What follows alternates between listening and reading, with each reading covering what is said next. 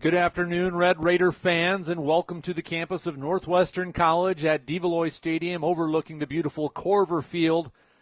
On this Saturday afternoon as Northwestern will play host to GPAC rival the Mustangs from Morningside. And these two teams know each other well and got to play last spring in the semifinal game of the national championships. And I expect for today's contest to not be any less exciting. Coming off a 63-28 blowout last week against arch rival Dordt, the number 2 ranked Raiders play the number 3 ranked Morningside Mustangs in the most anticipated game of the season. The winner will be guaranteed at least a share of the GPAC title in the second to last week of the regular season. All time, the Mustangs have been the thorn in Northwestern's side, as it's the only GPAC school Northwestern is losing the all-time series record to, with a record of 11-19. In GPAC play, Morningside has won 15 of the last 18 meetings. Northwestern has dropped last 7 regular season meetings to Morningside, with their last win here at Corver Field in a regular season coming on November 9 of 2013. The score that day, 38-28. Last year, these teams saw each other twice, battled it out in the first regular season game on September 12. Mustangs were the top-ranked team in the nation at that time, defending national champions, I believe. Despite 447 passing yards and 142 rushing yards, the two total touchdowns from Tyson Koima, the Mustangs would prevail 45-31. But the two teams would meet again, as I said, in the NAIA playoff of the semifinals, as the Raiders would get their revenge from their opening week loss to the Mustangs. Morningside would take the early lead, 14-9 after the first quarter, but the Raiders would not be deterred, as both teams would score about the same heading to the fourth quarter, with the Mustangs leading 34-29. Following a Morningside touchdown in the first seconds of the fourth quarter, Northwestern would strike back the very next play from scrimmage as Koima connected with Cade Mosier for a 75-yard score. In the final drive of the game, history was made as Michael Story would make his name known nationally. With 16 seconds left on the clock, Koima found Story in the back of the end zone for the game-winning score to send the Raiders to the national championship game. Morningside enters this week with a perfect record of 8-0, all in GPAC play, and the Mustangs have outscored their opponents 484-91. The Mustangs have an extremely high-powered offense led by their passing attack that averages nearly 400 yards per game. This past week, the Mustangs dismantled Jamestown 70-7 in Sioux City, a week after narrowly escaping Dort's upset bid. Quarterback Joe Dolinchek, has thrown for 2,608 yards this season. He's averaging 326 yards per game. He's thrown 25 touchdowns and only 6 interceptions. On the ground, Anthony Sims has surpassed the 1,000-yard mark on 127 carries, averaging 133.1 yards per game and scoring 21 touchdowns. My stats say that he averages 8.4 yards per carry. He has guided the Mustangs to 17 straight appearances in the NAIA National Championship Series, including 2 national championships to his name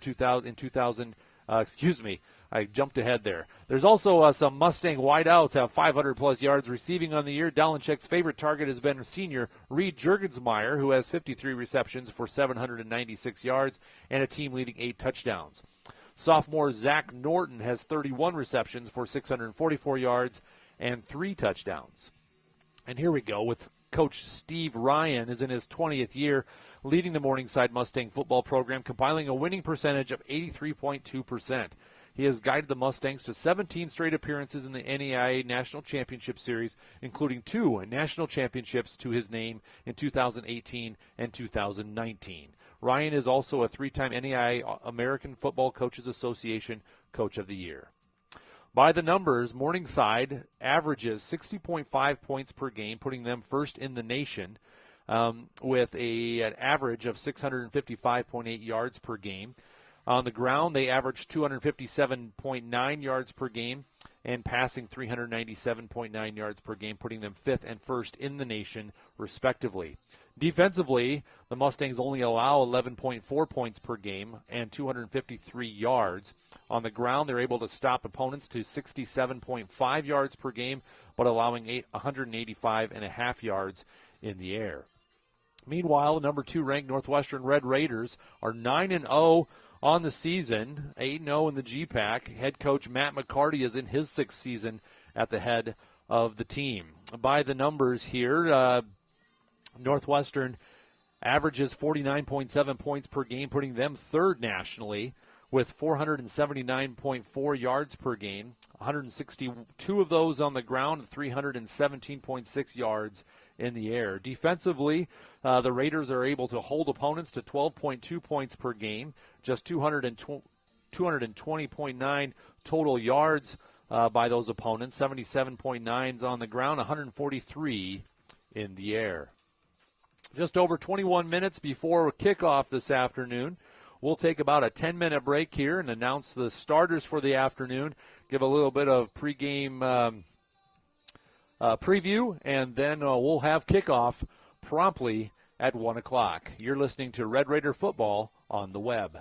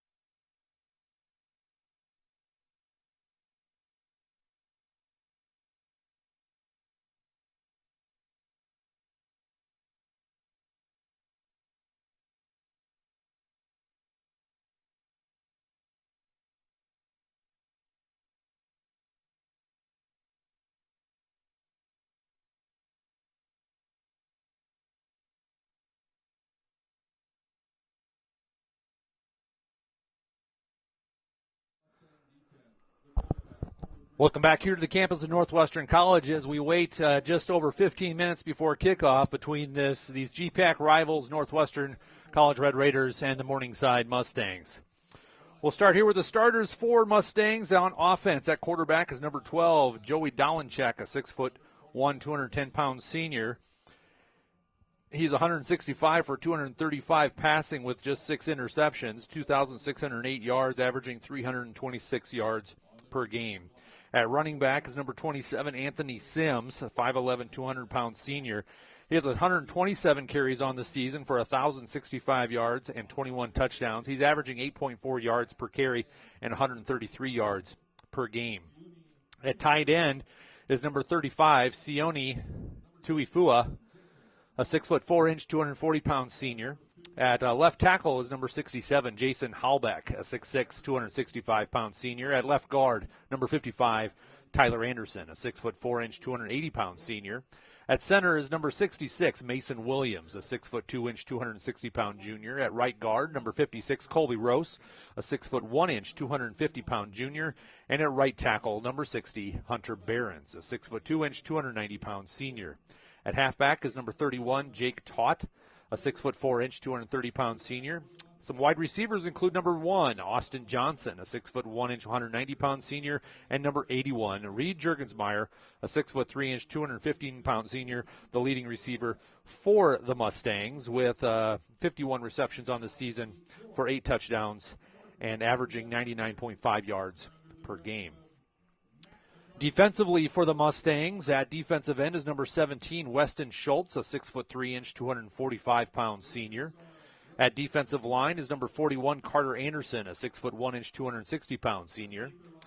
Another defensive lineman is number 99, Zach McKee, a 6'1", 250-pound senior. And the other defensive end is number 96, Zach Keller, a 6'3", 250-pound senior. At the linebacker spot is number 28, Cooper Van Segern, a 6'1", 215-pound senior. And the leading defensive tackler for the Mustangs at another linebacker spot is number 9, Tyler Wingert, a 6'1", 215-pound senior. Wingert has a total of 73 tackles on the season. He's averaging, I shouldn't say averaging, but he has 10.5 for a loss for 57 yards, 5 sacks for 41-yard loss, and 2 interceptions for 18 yards on the season so far. Another linebacker would be number 21, Jalen Portis, a 5'11", 215-pound senior. At quarterback spot is number 3, Jamal Jones, a 6'1", 180-pound junior, and number 6, Davian Bradley, a 6'1", 180-pound junior. A safety is number 29, Drew Bessie, a 6 foot 190-pound senior, and Linnell Boyd Jr. is a 5'11", 185-pound junior, filling out the other safety spot. Kicking for the Mustangs is Chase Carter, and punting is Colton Urbeck. And now for your Red Raiders, starting on offense at quarterback is number 5, Tyson Koima, 6', 198-point senior. At running back is number 3, Connor McQuillan, a 6', 202-pound redshirt freshman. At tight end is number 35, Blake Anderson, a 6', 220-pound sophomore. At left tackle is number 74, Greg Will, a 6', 285-pound sophomore. At left guard, number 54, Jawan Grant, a 5'11", 300-pound sophomore. At center is number 69, Jack Johnson, a 6'1", 283-pound sophomore. At right guard is number 78, Blake Sevier, a 6'2", 328-pound junior. And at right tackle, number 58, Travis Grover, a 6'6", 318-pound sophomore. Wide receivers include number 83, Cannon Flores, a 6'1", 180-pound senior. Number 4, Michael Story, a 6'4", 180-pound sophomore. And number 1, Cade Mosier, a 6'5", 185-pound junior. Defensively, the Red Raiders at defensive end will have number 11, Brett Mosier, a 6'3", 238-pound senior.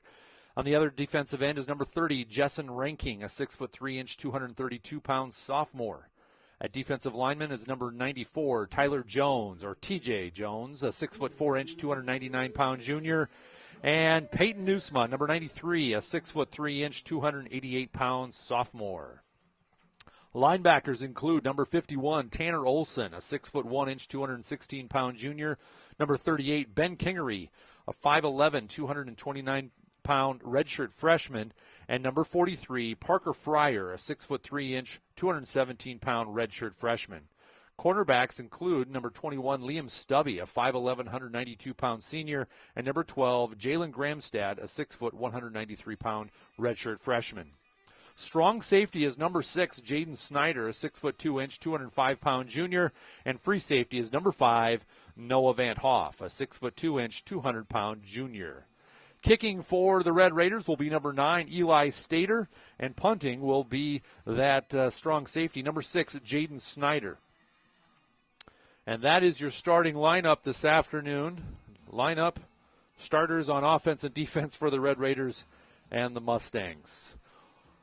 Hold on to your hats, and this should be a good one this afternoon. Last spring, an unseasonably warm day. Very warm in Sioux City for that national semifinal.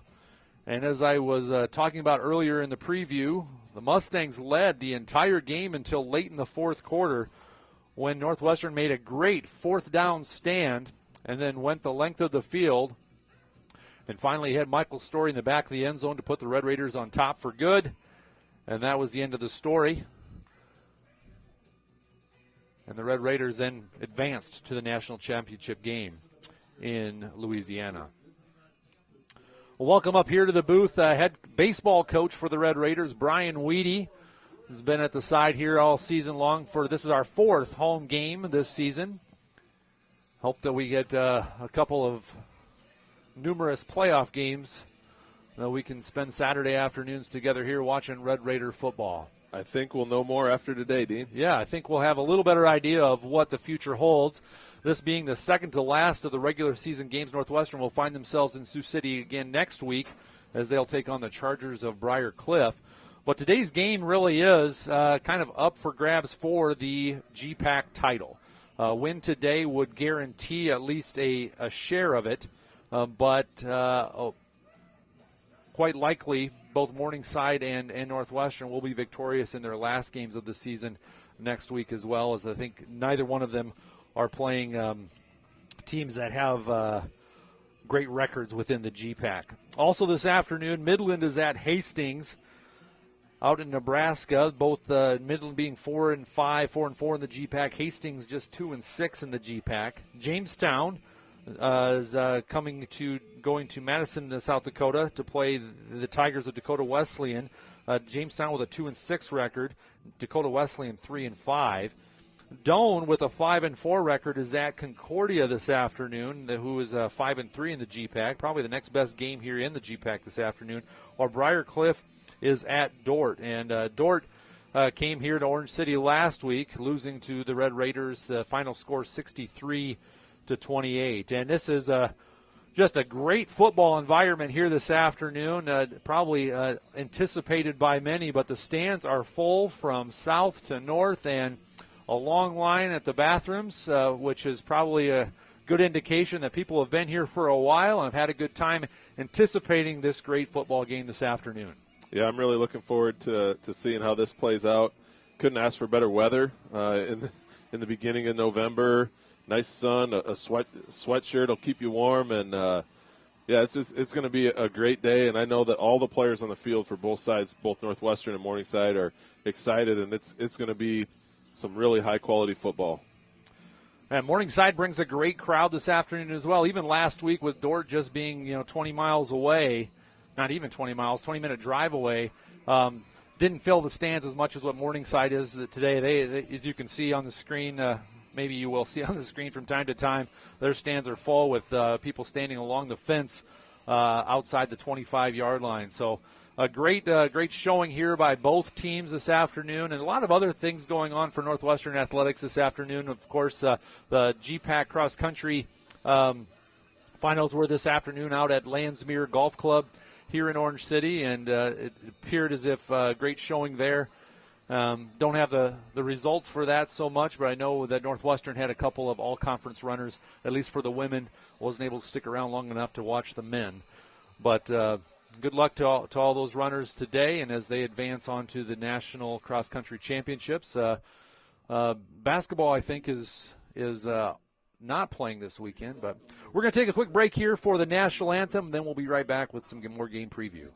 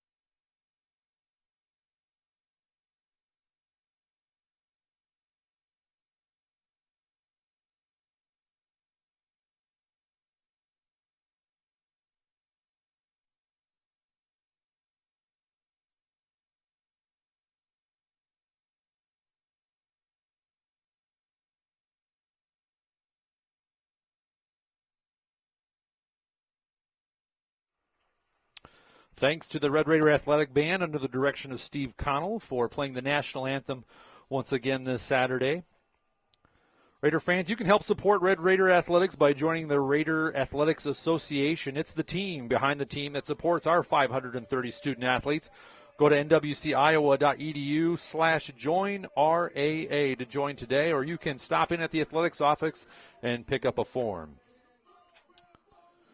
Want to make a quick shout out to our sponsors this afternoon. Red Raider Athletics would like to thank Premier Communications, the Van Englenhoven Insurance Agency, Kopetsky Ace Hardware, Diamond Vogel Paint, Iowa State Bank, Pepsi of Siouxland, Northwestern Bank, and Orange City Health System. Thanks for being the team behind the team. No matter your age or ability, the CNOS Sports Medicine team can help you stay healthy, prevent injuries, and strengthen your game. CNOS, improving health. Thank you to CNOS for sponsoring this broadcast in part. And to all of you Red Raider supporters tuning in today. Tonight we have a GPAC soccer game as Northwestern, I believe, is hosting semifinal Morningside. The Morningside, the 7 o'clock start over on the pitch here on the south side of town. So look forward to that. And I believe you can tune in to that later this evening as well. Right here on nwcraiders.com. nwcraiders.com. Coin toss happening here at midfield. So Morningside, I think, has won the toss. And so Northwestern has elected to receive. Now they'll be heading toward the north end zone, or heading towards the south end zone, I should say, out of the north, into the wind in the first quarter. But Northwestern will have the ball to start. Game of turnovers, Dean. Game of turnovers. Just like every football game, if you say what are the keys of the game, every football game they say turnovers, and I think this is going to be no exception. Two really, really good defenses, two really good offenses.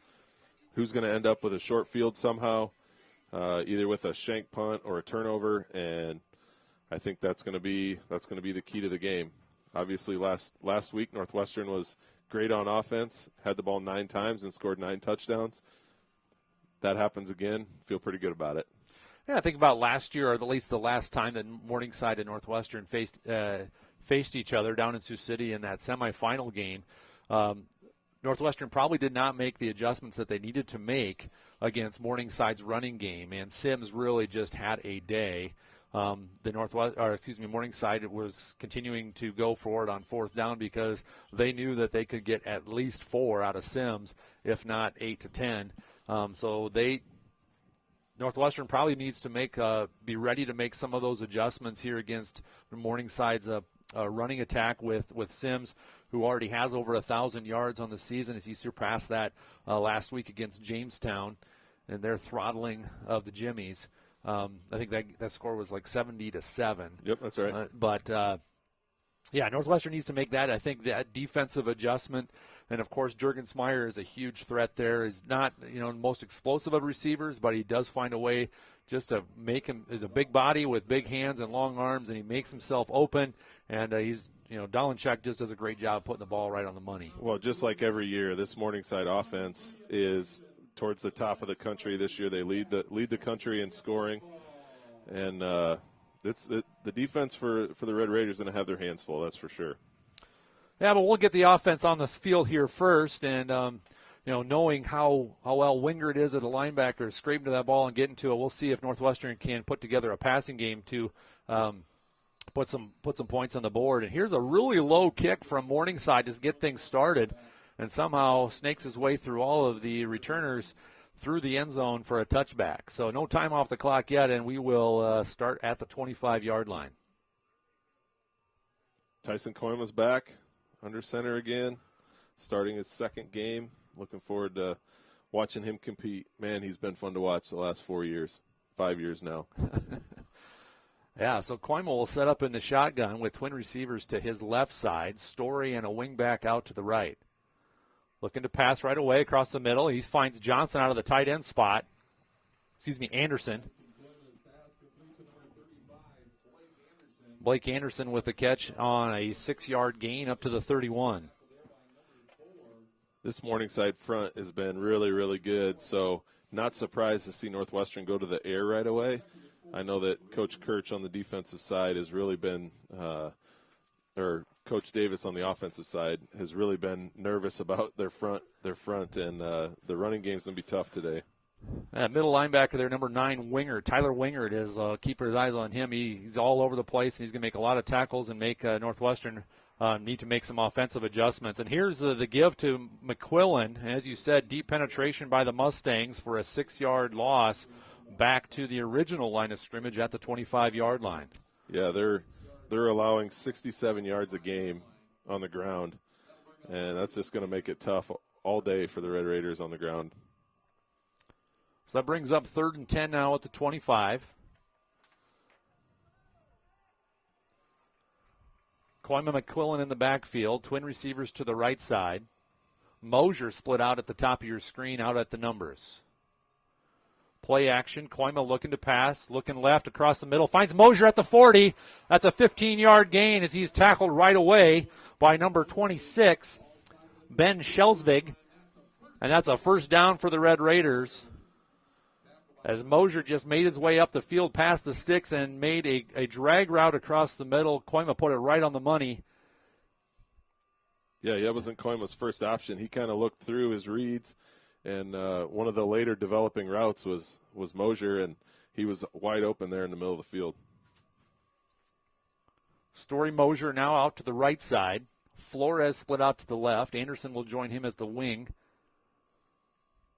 Koima McQuillan in the backfield, another play action. Koima looking to pass. He's got time. Goes deep across the top, and Mosier will have to come down with it. He caught it. He did. He's laying on the ground.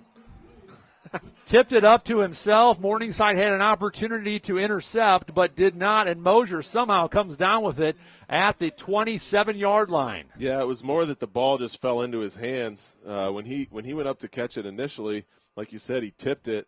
And the Morningside defender didn't really know where the ball was, and I think it kind of ricocheted off his back and fell to Mosier, who was laying on the turf.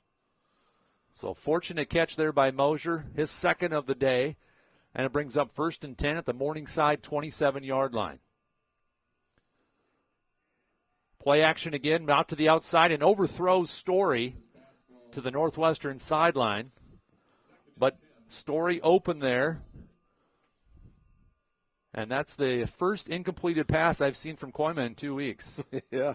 Koima last week was 13 for 13, and 6 touchdowns against the defenders of Dordt University. Well, against Jamestown, he was 4 for 5 with a pick. So the ball, every time he'd thrown, the ball would get caught.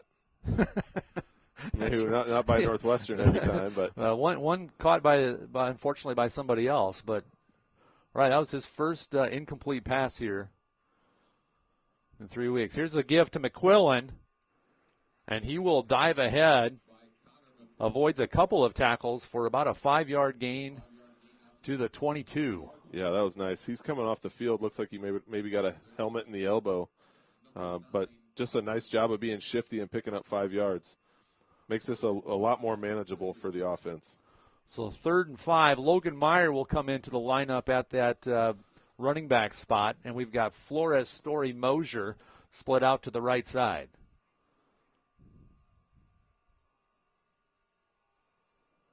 Morningside defense making a lot of shifts here, and Koima pointing out where it was. And now Koima stiff arms his way up to the 5-yard line, and a big first down for the Red Raiders. Yeah, Koima saw they were going to bring pressure from the right side. I don't know if he changed it to a run play or changed it to a quarterback draw and ran to the left, and really there was nobody there for him to get beat. And the safety came up, had to make the tackle, and Koima kind of pulled him down for another 5 yards. So 11:15 left to go here in the first quarter. Northwestern in the red zone. 1st and goal now at the 6-yard line. Here's the give to Meyer again, and Morningside says no way. They're right there at the line of scrimmage, and that will be a 2-yard loss for Meyer. And bring up 2nd and goal at the 8-yard line. Yeah, there's just not much doing there. 2-yard loss is pretty fortunate. Well, even that play, just how quickly Meyer got the ball, but took one stutter step before he went forward, and that was just enough to allow for Morningside to get themselves in position to make the tackle, to get off their blocks. Flores and Mosier split out right side. McQuillan back in the backfield. And now here's a give to McQuillan, and he will be tackled at the 5 or 6-yard line. And there a little bit of a fake sprint sweep as Michael Story came out of that slot on the other side. But a nice hole for McQuillan, enough to bring it up to the 6. But now it's 3rd and goal for the Red Raiders. Yeah, it looked like he might have a little bit more there, but it closed up pretty fast.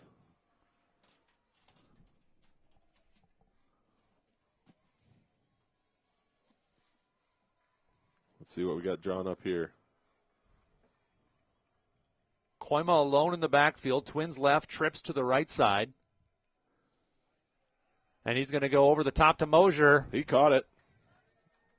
And he says he's out of bounds. Man. Great coverage there by Jamal Jones, able to just get enough pressure on Mosier to force him out of bounds. Mosier did come down with the ball, but not enough to get a toe down. And so Northwestern will all be forced to kick a field goal here on their first possession.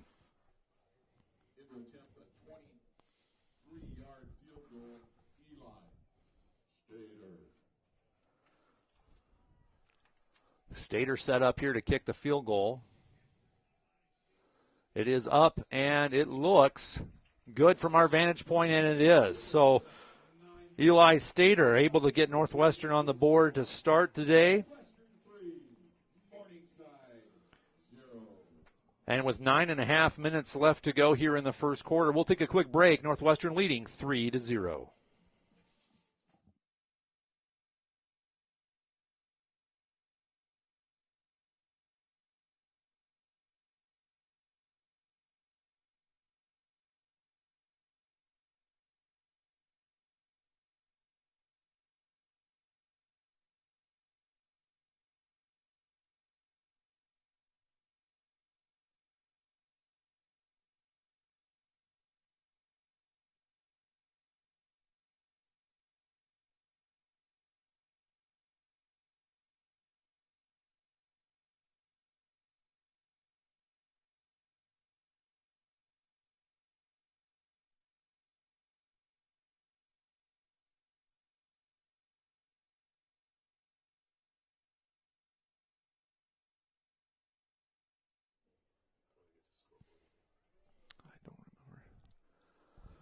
Welcome back here. Northwestern able to put 3 points on the board after their first offensive possession. A couple big pass plays there to Cade Mosier. And Eli Stater set to kick off here for the Red Raiders. He kicks it to the right and will be caught at about the 7-yard line on the return. And the coverage by Northwestern at the 32-yard line. On the return was Michael Payne. And brings the ball out to the 32-yard line or so. I think they spot that at the 32. So 1st and 10 for the Morningside Mustangs.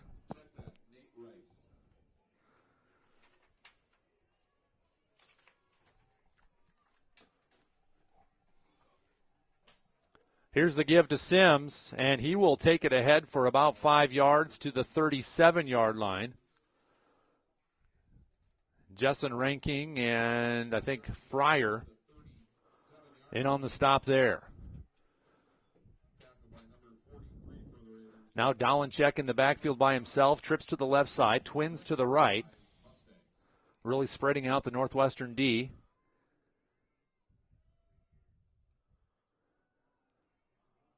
And he's got Nelson, I think that is, on the sideline. That's Norton, Zach Norton with the catch at the 45-yard line, and he will be pushed out of bounds at the 47. That's good enough for a Morningside first down. Quick formation up again here. No huddle for the Mustangs. Twin receivers left and right. Play action out to the outside. He's got Juergensmeyer, and he will go out of bounds just past the midfield marker at the 47. Yeah, they're just going bam, bam, bam down the field. Really pretty easy catches and really easy throws so far. Northwestern's just kind of giving them everything in front. So Juergensmeyer now at the tight end side with the twin formation to the right side. And now play action. Dolenchek looks for Norton across the middle. He's flushed out of the pocket. He'll take it himself, and he's going to be tackled by Fryer at the 40-yard line. That'll be just enough for a first down. We got a holding. And there is Laundry on the field back behind the line of scrimmage. Yeah, Mason Williams, I think, was holding, and that's going to be a 10-yard penalty. Pretty easy to see, I think, for the officials. And I think most of the the home stand saw it as well. I heard the hollering, and I thought, well, yeah, they're excited about him getting out of the pocket and running forward, but it was really about just reminding the officials that they had a flag to call the hold with. Yep, Brett Mosier was coming through pretty hard, and then just got pulled down to the ground. So we'll replay the second down here. It'll be 2nd and 14 to go, back at the Morningside 43-yard line. Dolenchek will spread out 3 to the right side. And now Norton will go in motion. Dolenchek looks downfield, now to the flat. He's got Sims in the flats and a little flare route for about a 6-yard gain to the Morningside 49-yard line. So 3rd and long, 3rd and 8 to go here after that penalty. Yeah, the Raiders just giving them the short passes right now. Probably see another short throw, at least 8 yards anyway. Norton and Juergensmeyer split out to the left side. Way out there is Johnson outside the numbers for Dolenchek. Under a little bit of pressure, flushed out, nope. He's going to stay in the pocket, and he's going to go deep across the middle. He's got Juergensmeyer at the 15, and he will be able to walk into the end zone. Jaden Snyder just on his heel on a misdirection. Juergensmeyer was inside the hash and came back outside, and Snyder just couldn't stay with him. Right into the hands of Juergensmeyer. He takes it in 15 yards for the Morningside touchdown. Yeah, Juergensmeyer had rolled out a little bit, and I think Jaden got caught with his eyes in the backfield, and the one guy you don't want to let get behind you got behind you, and that's a touchdown.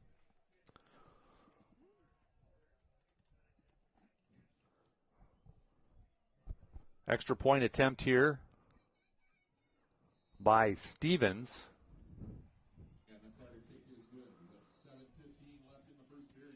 I have that wrong. No, it's Carter.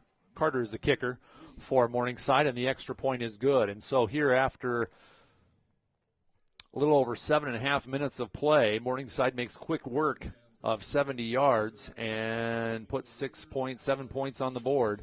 We'll take a quick break and be right back with some more Red Raider football.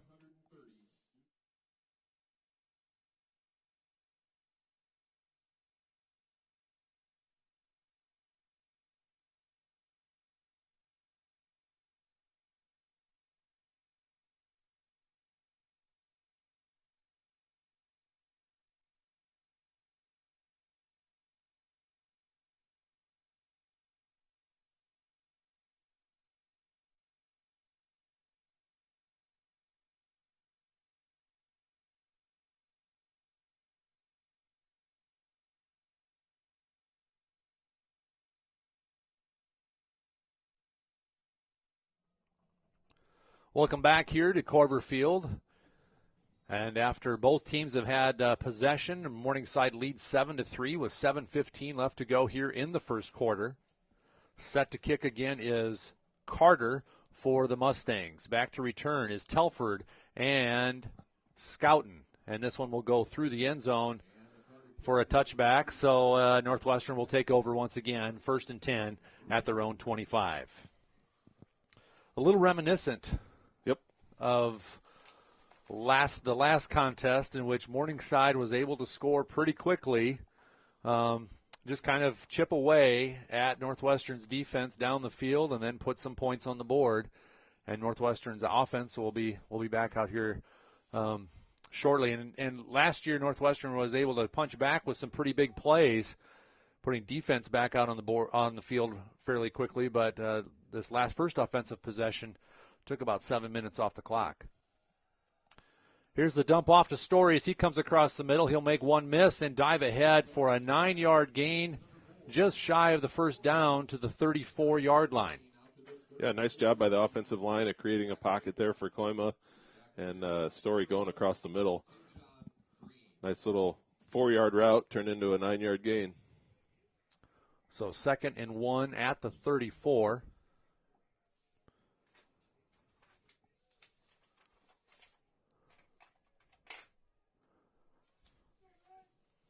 And Koima will spend out 2 to the left side. Story split out right.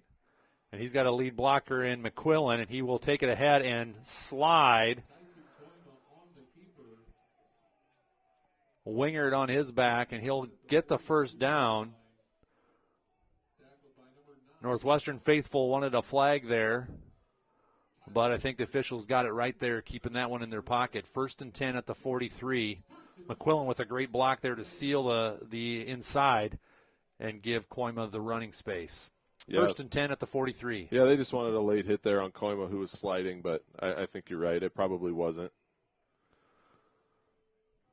Anderson and 2 receivers split out to the right side. Here comes some pressure from the right side for Koima, and he's going to be taken down after he takes it to himself for 5 yards. On the stop was Ben Schelsvig. 3 yards. Just a 3-yard, man. It looked to me like he was getting like 47, 48. Yeah. Well, just the ever optimist, I guess. Yeah. So a 3-yard gain there by Koima makes it 2nd and 7 at the 46. Mosier's Story split out right and left. Koima again in the pocket. Time, and he's going to throw one deep. It's a bit of a duck, but Story can't come back to it. Koima was getting a lot of pressure, and Story was going to overrun that. Yeah, I think his arm got hit, which made it such a bad duck. We rarely see throws like that from him. He still got it out there a long ways for getting his arm hit. So Morningside brought a blitz that was picked up really well by McQuillan. And I thought Koima was going to just take it right up that same gap on a run. But he had Story going deep on the fly route. And had he thrown that just a half second earlier, I think he might have been able to give him a chance. Koima again on the pass, looking across the middle. He's got Story at the 40, and he will be good enough for a first down. 16-yard gain at the 39-yard line. Story's having himself a great year. He's having a great year. He's only at 530 yards coming into the game, but his value is just off the charts for this Raider receiving core. Yeah, big catches, 38 catches on the season. He's averaging 13.89 yards per game, almost 60 yards per game in receiving. A great compliment to Cade Mosier. Now McQuillan again with the lead block for Koima, and he will slide down to the 36, get hit mid-slide, and no flag once again. And that'll bring up 2nd and 7 for the Red Raiders. Yeah, again, they're really mad Koima got hit, but It's hard when you're chasing him. It's hard to pull up, and he's sliding so late. Like, it's one thing to be on the ground and then get hit. I mean, the intent for him is to slide so he doesn't get hit, and he still is, and that's what the frustration is. Yeah, if you don't want to get hit, then you got to slide even earlier. Oh, the pass out to Mosier, and he can't quite bring it in. He had to turn around, and it was thrown behind him. Bobbled the ball up in the air a couple of times and pushed out of bounds before he could come down with it. So it'll be an incomplete pass. 3rd and 7 now for the Red Raiders at the Morningside 36-yard line. There's a hot potato right there. And his first catch of the day was kind of that hot potato, but it landed in his lap as he was laying down underneath the defender. Big play here, 3rd and 6, 3rd and 7. 3rd and 7, and Koima will send out trips to the left side. Michael Story split out right. He'll get jammed at the line of scrimmage, gets away from him, and he'll go up for it, and there's a flag. Is there? Yeah, there's a flag on there. It. Helmet comes off of Story as the defender more or less tackled him into the catch. Yeah, he tried to do that catch where they catch it on the back. On the back side of the defender. Yeah. Just pushing him down the field. So that'll be 15 yards and a first down for the Raiders. Defensive pass interference. Great coverage otherwise. Just the defender just needed to turn around. He was in position to make the interception, really. Ball was slightly underthrown. Yeah, if he would have turned his head at all, he probably catches it. But he just kept his eyes on Story, and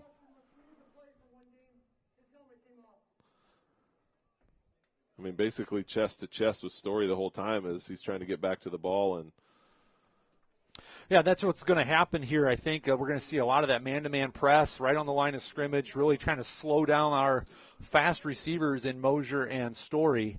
And Koima there just kind of let it out there and let the athlete be the athlete, go up and get it. But even into that wind just a little bit, seemed to kind just of hang it up and slow the ball down. Didn't quite get to his intended spot. Koima here will give it to McQuillan off the right side. He's got a lead blocker, but he's going to be tackled after just 2 yards gained. Those guys just get off their blocks so well in the running game. Up to the 18-yard line on the carry is McQuillan. And while the running game has not been successful so far for the Red Raiders, Northwestern has to keep going to that. Yep.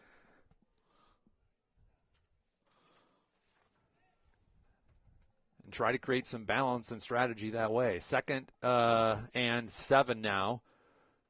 2 receivers left. McQuillan leaves the backfield. Koima across the middle, and he's got Anderson in the end zone. That was nice.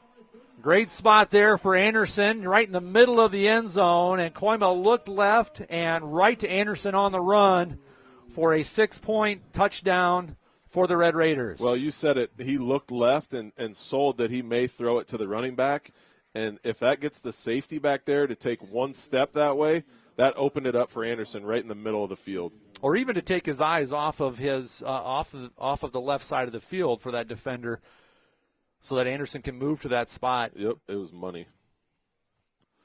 Stater here with the extra point attempt is up and good. So Red Raiders will regain the lead at 10-7 with just over 3 minutes left to go here in the first quarter. We'll take another quick break and be right back with some more Red Raider football.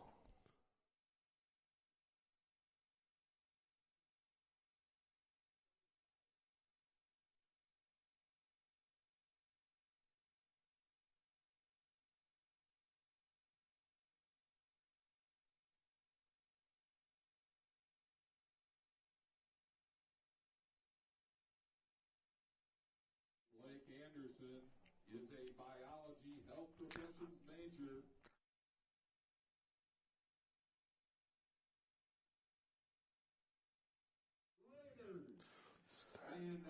Welcome back here to Corver Field on the campus of Northwestern College at this GPAC contest against nationally ranked number 2 versus number 3 and a rematch of the national semifinal of the national playoffs last season, where Northwestern was victorious on a last-minute play to Michael Story in the end zone. Second, basically.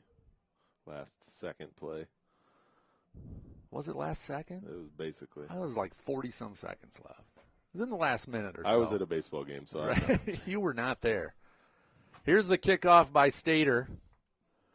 He's going to go left this time, and it will bounce and go out of bounds at about the 8-yard line.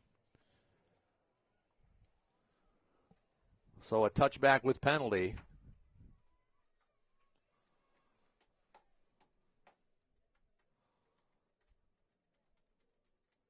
And that brings the ball all the way out to the 35. And so Morningside on their first possession went all of 68 yards. They started on the 32-yard line. And as I think the way you described it, kind of picked apart on the short pass plays, Northwestern not giving up anything big until finally able to 3rd and 8, and they extended with what would have otherwise been kind of almost a coverage sack.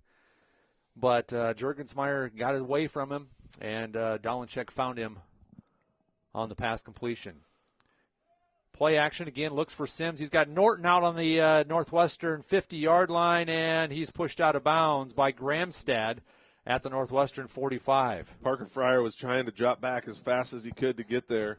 He's kind of that first level in the zone defense they were playing and just couldn't get back far enough. And great throw. Great throw to the wide side of the field there, so Norton really had a lot of room to work with. Dolenchek steps back to pass, and he's got Juergensmeyer at the 25, and he will dive ahead after being tackled to the 19-yard line. Again, just finding the open spot in the zone and just right in between our levels. Just pretty easy throw right there. And Dolenchek, again, with really a deep drop there. He was started, 5 yards, 4 yards, 5 yards deep, but I think he took another 3-4 steps. Here's the give to Sims on the right side, and he's going to pick apart the linebackers and go ahead for about 11 yards, just past the first down marker, and it'll be 1st and goal at the 9-yard line. Are these guys like a track team, you think? Or and that's the way it seems so far. He's got to get a good positive play here for Northwestern. And here's the give to Sims again. He cuts back, and yes, Northwestern makes the stop and a tackle for a loss. Tanner Olson and Parker Fryer right there to make the tackle. And a loss of about 3 to the 12-yard line. By the way, that was Mosier on that stop, not Olson. Brings up 2nd and goal from the 12 for the Mustangs. Juergensmeyer and Norton split out to the right side. Sims in the backfield, double tight set.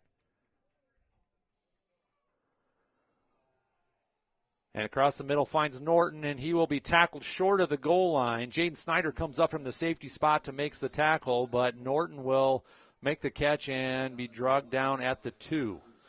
Yeah, big play. Probably two down territory right here, going with a big set. Well, ball's on the 1-yard line. Here's the give to Sims, and he will dive ahead for a Mustang touchdown. Van Hoff, Snyder there, but just not quite soon enough. And great patience there by Sims to wait for something to open up on the left side.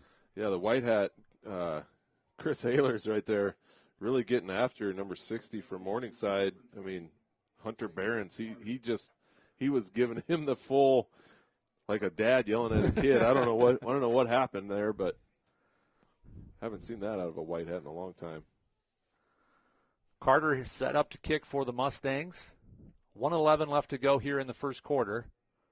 And the extra point try is good. And so Mustangs will come back 14-10 now the score. So far on the day,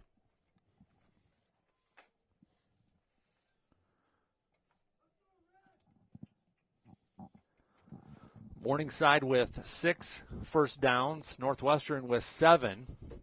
Morningside's only tried to run the ball 4 times, Northwestern with 9. And Northwestern does have more rushing yards with 33. Sims just with a 13 rushing yards so far. Morningside with 6 first downs, Northwestern with 7. And those first downs came pretty quick for Morningside. 111 in the first quarter. Scouten and Telford back for the Red Raiders. Chase Carter set up to kick off for the Mustangs. Yeah, I think those stats you're reading off, probably the story, though, is the way that the passing game for Morningside's been going. I don't remember them throwing an incomplete pass yet. No. And they've just been cutting the defense right now with passes. Yeah, so far, Dolenchek here has 130 yards passing and a touchdown. His longest throw for 51 to Juergensmeyer for that first touchdown. And Juergensmeyer with 3 catches for 83. Norton with 3 catches for 41. They found and Sims, of course, with 1 catch for 6 yards. Here's the kick to Telford, but he's going to let that one go through. And so Northwestern will, again, on their third possession, start at the 25-yard line. About a minute left here that Northwestern's going to be going into the wind, which seems to have picked up a little bit. Earlier this morning, it was about 8 miles per hour, I think is what I read, and it looks as if it may have picked up just a little bit from that, as the national flag is well off of the pole, but the flag's on the top of the we got a ball on the field and right at the goal line. I have no idea where that came from. Where could have that come from? Either way, you can see the fans there. Since we're on this end zone, you can see the fans lining up around the field pretty much all the way around. Really, really great crowd. So here we go again. Koima in the backfield with McQuillan, twin receivers to his right side. He's going to give it to McQuillan, who will dive ahead for about a 4-yard gain to the 29-yard line. A little hesitation and explosion up to the 29. 4-yard gain as we just go under 1 minute left to go here in the first quarter. Yeah, I think the Raiders are happy to take that run play, let the clock tick down, get going with the wind. Be surprised. Dominic Sievert comes into the lineup for the Red Raiders. He'll set up on the left wing. Story Mosier split out to the right side. McQuillan still in the backfield. Koima checks down, flushed out of the pocket, chased out, and it'll throw it out of bounds to McQuillan, Story area. And great chase there by the Mustangs defensive lineman. Number 98, Jonah Kohlbaum, putting a lot of pressure there on Koima.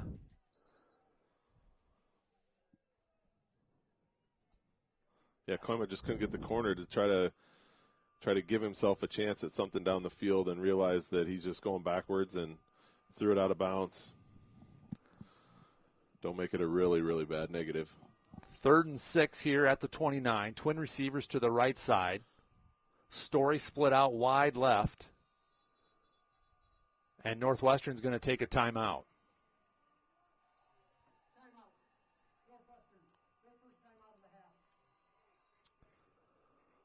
So good call there, I think, by the Red Raiders there of deciding what to do here on 3rd and 6. Yeah, a couple things. You know, Northwestern might want to do some sort of quarterback draw with 26 seconds left. Try to get the clock down and punt with the wind. I think if they do run the ball and don't pick up the first down, Morningside may call a timeout, force them to punt into the wind. Mm-hmm.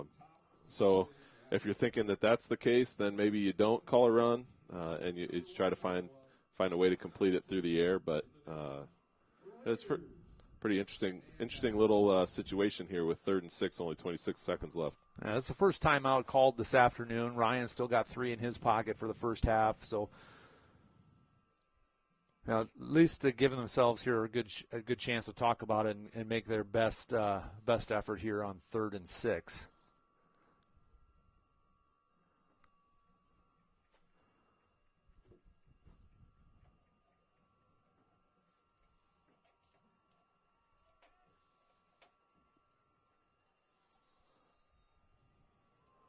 So Koima will be alone in the shotgun, trips to his left side. And he's going to take it himself, and he is going to be tackled for a loss of about 3. As Wingert came in late from the linebacker spot, and as Koima jumped to avoid him, got tripped up, and that'll bring up 4th and 8. Northwestern will be forced to punt here although they will let the clock run out. And so they will get the wind at their back here to punt. Huh.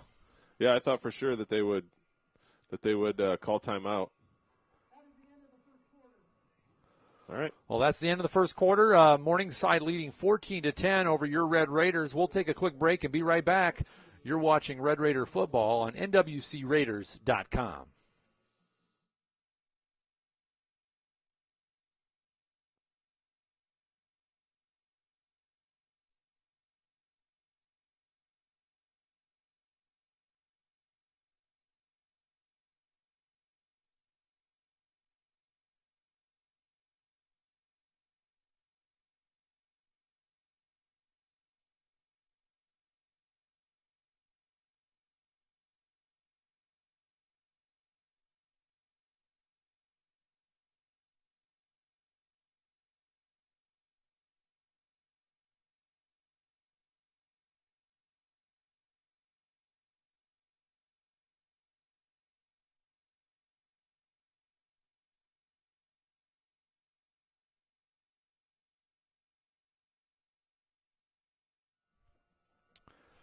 Welcome back here to Northwestern College campus at DeValois Stadium in Corver Field. Northwestern trailing 14-10 after one quarter of play against the Morningside Mustangs. And now on 4th and 8, Jaden Snyder set to punt for the Red Raiders.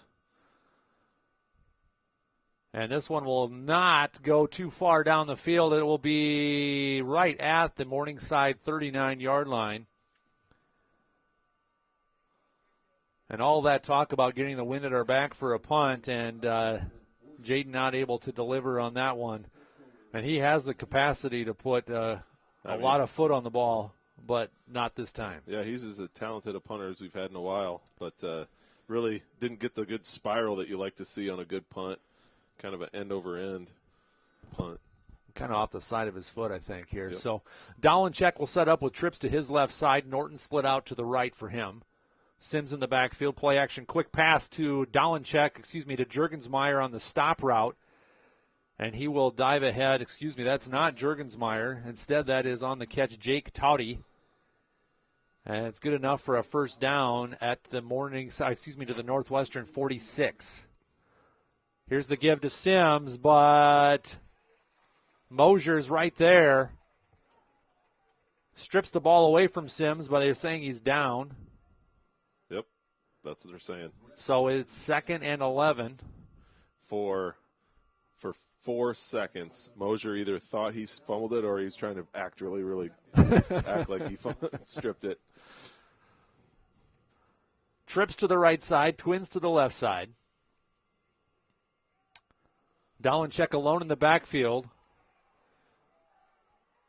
Oh! And pass is nearly picked off. So that's what the defender down here that got the pass interference, that's what he didn't do. Like, that was going to be the same thing, but we turned around and I mean, it was thrown right to us.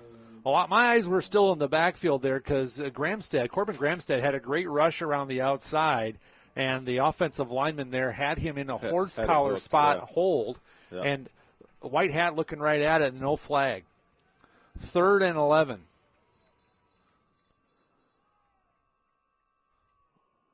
We had 12 guys on the field, I think. Yeah. And McCarty's hot as Northwestern has to use their second timeout. Yep. Well, it's good in the first half, but you can't give them that 5 yards by letting them snap it when you got 12 guys on the field. Right. Tim Snyder down here was going nuts. He saw it right away. He's like, "We got 12 guys." And who's counting that? Right? I mean, like, as there's somebody on the coaching staff, and that's right. why they called timeout. You know, that's one of the assignments that an assistant coach has. Like, just count the guys every play. Make sure if we have 10 or 12, you got to say something. But even then, I mean, even from the standpoint of a fan watching the game, that's not what you're looking for. Well, he probably saw there's another safety or something since Jaden's a safety and noticed that, geez, we got 3 safeties, but everybody else is out there. So 3rd and 11 coming out of this timeout, just under 14 minutes here. Mosier still wants to know why that wasn't a fumble. He's talking to the officials down there about that. Well, you know, Northwestern has a pretty standout theater program. Do they? And Brett is, I don't know that he's participated in that, but he is putting on a pretty good act right now to say that they missed the call on the fumble or the strip. Going for it. Trips to the right side here. Dolanchek jumps back to pass, and this one to Jurgensmeyer somehow comes down with it at the 35. Northwestern tries to strip it, but it'll be a first down for the Mustangs. Yeah, it wasn't a great throw. It was behind him. I think two Raiders thought they were going to intercept the ball, and then Jurgensmeyer just reached his long arms out there and grabbed it. I think he almost was surprised that he caught it and didn't get hit. Turned around and picked up the first down. Northwestern with the four-man front, keeping Gramstad in there. And here's the dump off to Sims coming out of the backfield. He's tackled hard from behind at the 15-yard line. On the stop there for Northwestern. Yeah, that was Ben Kingery, I think, actually made that stop. Yeah, it was Tui Fu on the catch, too. Twin receivers right for Dolanchek.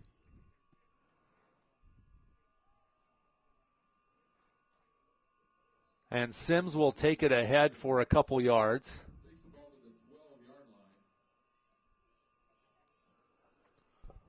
Up to the 12. That'll make it 2nd and 7. Jason Halbeck, the offensive lineman, and Mosier really, really getting after each other right now, playing some hard football.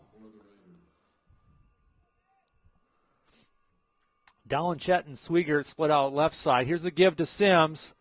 He finds room on the zone read outside the tackle, or just inside the tackle, I should say. Short of the first down as the tackle is made by Tanner Olson, and it'll be 3rd and 1 at the 7-yard line.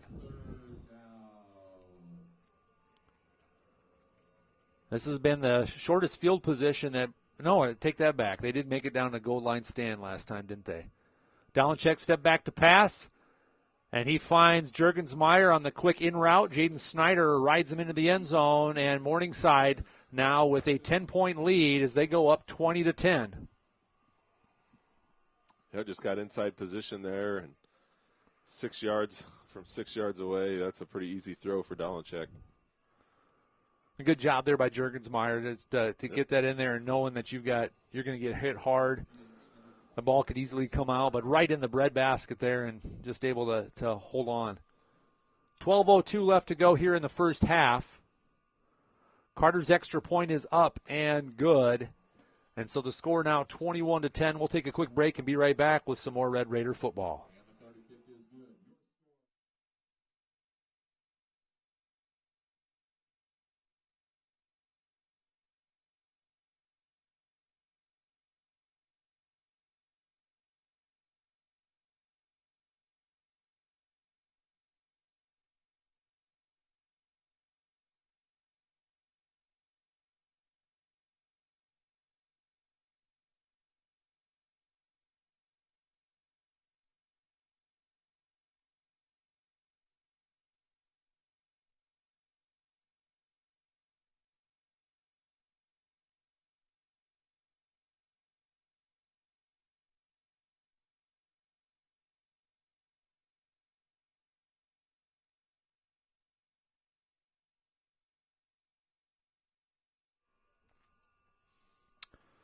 Waiting here for the kickoff from Morningside as they went 61 yards for the touchdown there. The final 6-yard pass to Jurgensmeyer to put them up 21-10 with 12:02 left to go here in the first half. Here's Carter with the kickoff. Low kick. It'll bounce at the 15, and Telford will chase it down through the end zone for a touchback. And so Northwestern again on their 4th possession, all of them starting at the 25-yard line. Yeah, it's interesting, Dean. Last week, for those of you that were listening, we talked about the difference between a 2-score game and a 3-score game and how that's just a huge jump. Well, right now Northwestern's sitting on that 2 scores and really needs to find a way to find some way to get in the end zone or get a field goal here to keep it back or get it back to that 1 score so they can avoid the 3-score game. And we've seen from this offense they're capable of that. We just got to start marching down the field again. Twins to the left side for Koima. McQuillan in the backfield. Koima now to the outside. He finds Mosier at the 28-yard line. He'll be drug out of bounds for about a 4-yard gain is all. Yeah, that's essentially a run play, I think, in Coach Davis's playbook right now is just try these little short passes to open up stuff down the field.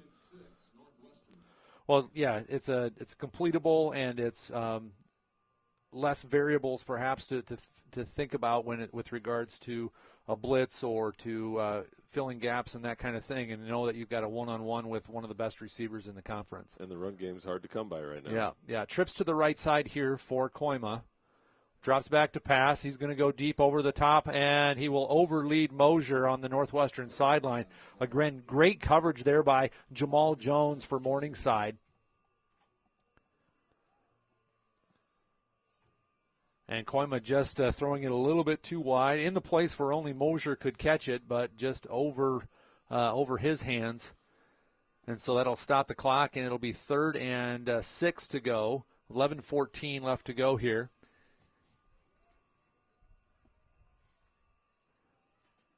And as you were referring to just a little bit ago, a 3rd down conversion here would be is pretty important. Yep. Twins to the right side for Koima. McQuillan sprints out to the right side. Koima checks down, chased out of the pocket to the right. And he's going to go down the field. We got a penalty flag. I don't know if he was pushed out of bounds or we got defensive holding probably is what my guess would be, and that'd be just a 5-yard penalty but an automatic first down. Well, McQuillan was really held up all along the Morningside sideline there as he's trying to stay in bounds and is just being held and pushed as he's trying to make his way upfield. But that might have been the case for Anderson as well. And I think that is the call there, that the linebacker on the outside there held Anderson from coming back to the ball. And Koima had to throw that on the run, which he does so well. Oh, yeah. Yep. Especially on those kind of plays. How many times we haven't seen him just complete the uncompletable right in a situation. But there, a conversion on 3rd down by penalty or a 3rd down by completion, I'll take it either way. Doesn't matter, yep. Northwestern keeps the ball here, 1st and 10 at their own 39. Twins to the right side. Koima with time across the middle. He's got Johnson once again. Anderson, excuse me. Anderson for an 11, 12-yard completion to the Morningside 48-yard line. He's become a huge target for Koima. He has been. And, we had a great tight end last year that didn't really see a ton of action his first few years in Josh Fakema. And Anderson's come in, and he's become a large weapon on our passing game. Fakema probably a little bit better of a tight end blocker, and Correct. that was really his role. But think about that a quarterfinal game against Grandview and how many big catches and plays he had there. Yeah. Koima now again back to pass, looks to the sideline, has McQuillan open at the 50, and this will be caught and tackled for a loss of 2 yards. Koima really had to check down all the way to McQuillan. He's looking to Mosier and Story out deep to his left side, but McQuillan came out of the backfield and good coverage there by the D-back. Yeah, that was a reluctant 3rd option. He was down the field, 1st option, down the field, 2nd option, back to the 1st option, back to the 2nd option. All right, and then by that time, everything had been covered, and there was just nowhere to go anywhere. The 3rd option wasn't even good. Well, then the throw was a little bit out of reach for McQuillan. He had to jump up and get it, which takes time and allows for the defenders to converge on the ball, and so he had no gain after the catch. Koima now to throw, and if that isn't a flag, I don't know what it is. How are they not calling that? I cannot believe that. Jones was all over his shoulder, holding Mosier back. How could that not be defensive holding? I don't know what it is. Mosier was turned around because of the defensive back. Yeah, I don't know. You'd have to ask that guy. I don't know. I don't know what his answer could be, that it was mutual. Maybe. I don't know. From up here, it was pretty obvious what was going on. But granted, we're looking down and it's right in front of us, but that was a pretty blatant miss right there by the officials. Brings up 3rd and 12. Koima still in the pocket, flushed out. He'll take it himself. He's tripped up, but he's on his feet, and he'll dance out of bounds for the first down to the 36-yard line. How did he do that? That's pretty good quarterback play, knowing, we've seen from him today running that he's going to slide, that he's trying to avoid getting hit. He wants to be on the field, but in that instance, he knows, I got to get the first down. And he did. Yeah, and he didn't slide into it, but he had a great comeback block for them where he was being chased down and tripped, but knowing that he wasn't going to get the ball, receiver came in and just gave him one more block to get him to the first down. Yep. 1st and 10 at the 36-yard line now. And here's a give to Mosier. No, a pass to Mosier. Mosier didn't even see that one coming. Came a little bit earlier than I think he thought it was going to be there, but he would have had to thread the needle to make that completion. Yeah, Koima was getting a lot of pressure right up in his face, and they did a little play action where he faked a handoff to McQuillan, and Koima, it was more like, I got to get rid of it so I don't lose yards, and Mosier wasn't even ready. 2nd and 10 at the 36. 9:01 left to go here in the first half.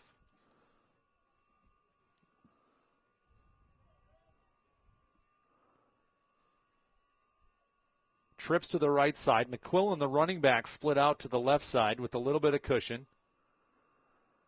Anderson he stays back to pass. McQuillan inside the 10, and he leads him just too far. McQuillan had the step, had 3 to 4 yards on the defender, and Koima missed. Yep. We don't see him split out very often, so I was watching him, and he just went with a little stutter like that little flat route they've been doing the whole time, and the cornerback came hard, and he ran right past him, and the second level was back at the goal line. That's what it seemed like. A lot of window there to hit. Koima just missed him. So 3rd and 10 again at the 36-yard line. Twins left, single receiver right with the wing back. Logan Meyer in the backfield. Koima's got time, and he is going to be sacked from behind at the 44-yard line. Just as Koima was ready to unleash, he got hit from behind. Number 96 for the Mustangs, Zach Keller. And we've got a Red Raider down in number 79, Darlin Marquez. And so we'll take an injury timeout. We'll be right back with some more Red Raider football.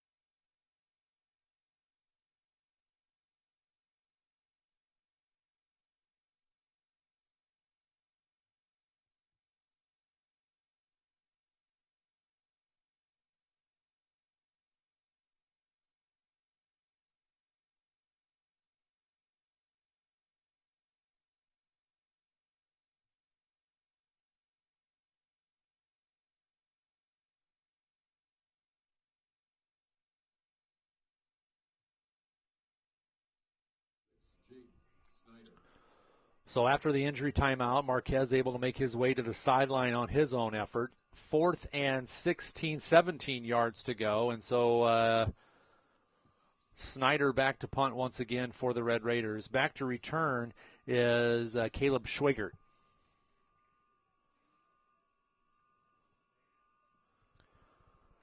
And this is a deep punt by Snyder. Bounces right on the goal line.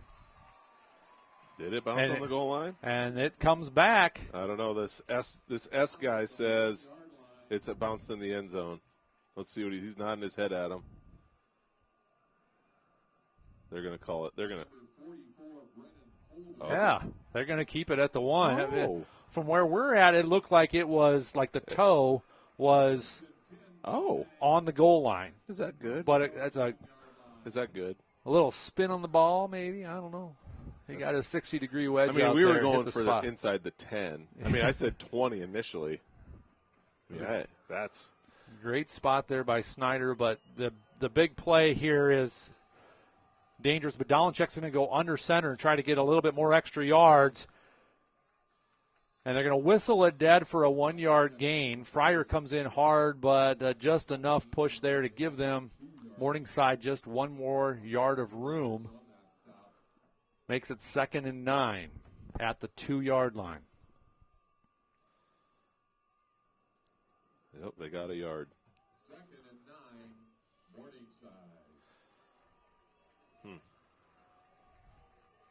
I thought maybe there on the second push, the Northwestern was able to push him back and cause the safety. But here's the give to Sims, and he's going to be tackled Right at the goal line. right at the goal line. They're going to give him a yard, I bet, or a loss of a yard, but out of the end zone.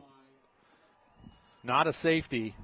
Well, they have to try to get something here because you don't want to do a 10-yard snap on your punt. No. So, yeah. The big play is obviously a concern when you got a guy like Juergensmeyer on the field. But for Morningside, they just want 3 or 4 yards. Right. That's So they're going to put they're going to bring in the other receivers here, Juergensmeyer and Schwiegert out to the right side. Norton, the other dangerous receiver on the right side. Dolanchek in the end zone with the pressure, and it's picked off. Northwestern with the interception. That's Parker. Parker Fryer with the interception at the 12s, brings it back to the 7-yard Flag line. in the end zone. Hopefully that's not roughing the passer. If anything, it should be a Safety. holding penalty. Safety on a hold. What do you do then? You take the ball. You decline it. You get the ball back anyway on a safety. Yeah. But you're at the 8. What do you do? What It's do you a do? holding penalty, so we're going to decline They that Yep. and take the interception. And first turnover of the day goes to Northwestern. I don't know if we're declining it. I think we're going to take the safety and get the ball. Yep. Yes. Yep. Because we Yeah. get the ball either way. Right. But you got to score on this free kick. You got to find a way to score on this drive. And so Morningside now will. Parker's mad. There goes my interception. I don't think Parker needs to pad the stat books per se, but yeah, sure, great pick off them by there. We knew they were going for a pass play, had to get out of the end zone, went to their big target in Norton on the left side, and Fryer just got underneath, able to come down with the ball, and even a little bit of yard return, but the holding penalty there as they were really getting a lot of pressure in Dolanchek in the end zone. That's a big time dilemma as a coach. Yeah. Like, what do you? Because you're 8 yards from 7. Mm-hmm. You're 8 yards from 7, but you got 2 on the board. Because you're in field goal range, you're probably getting 3 either way. Where here we're guaranteed 2. Yeah. But I don't know. That's a tough one because you could make it 10 or you could make it 9 if you score a touchdown. But that shows the faith that McCarty has in his offense. Sure, but you take the guarantee points. If you can get guarantee points, you take the guarantee points, especially when you're trailing by 2 scores. Yep.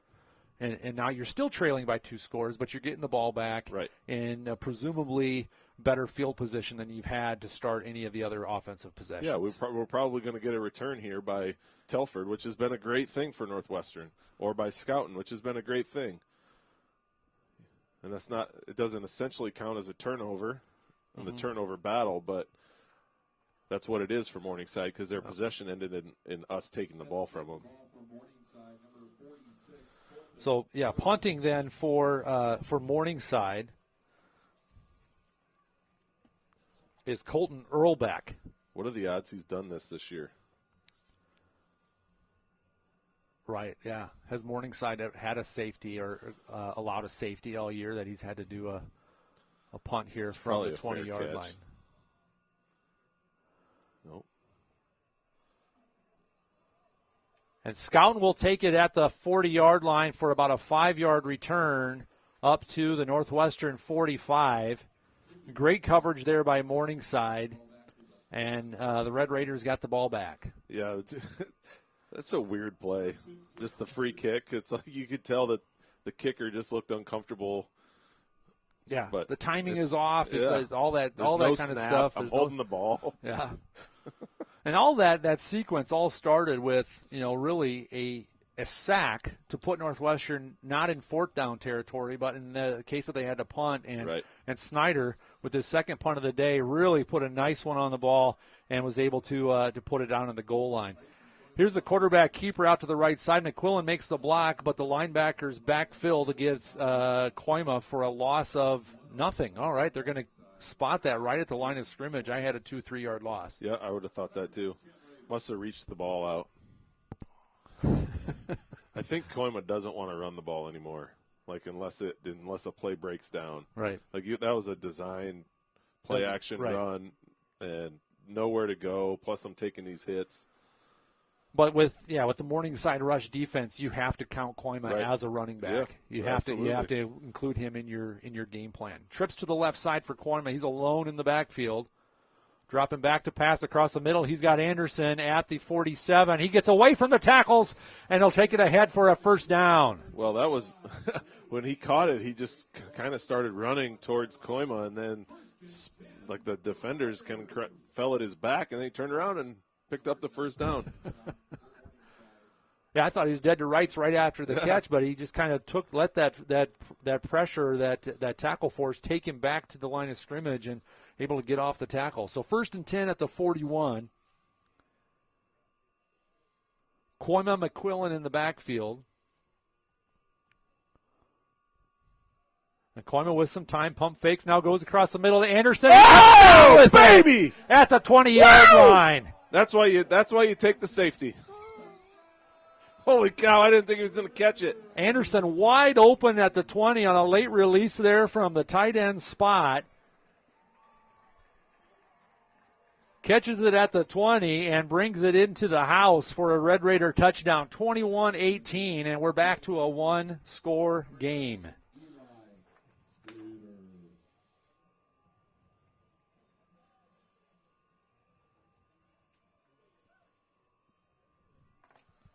Extra point is good, and we're one safety away from tying this one up. We'll take a quick break and be right back with some more Red Raider football on NWCRaiders.com.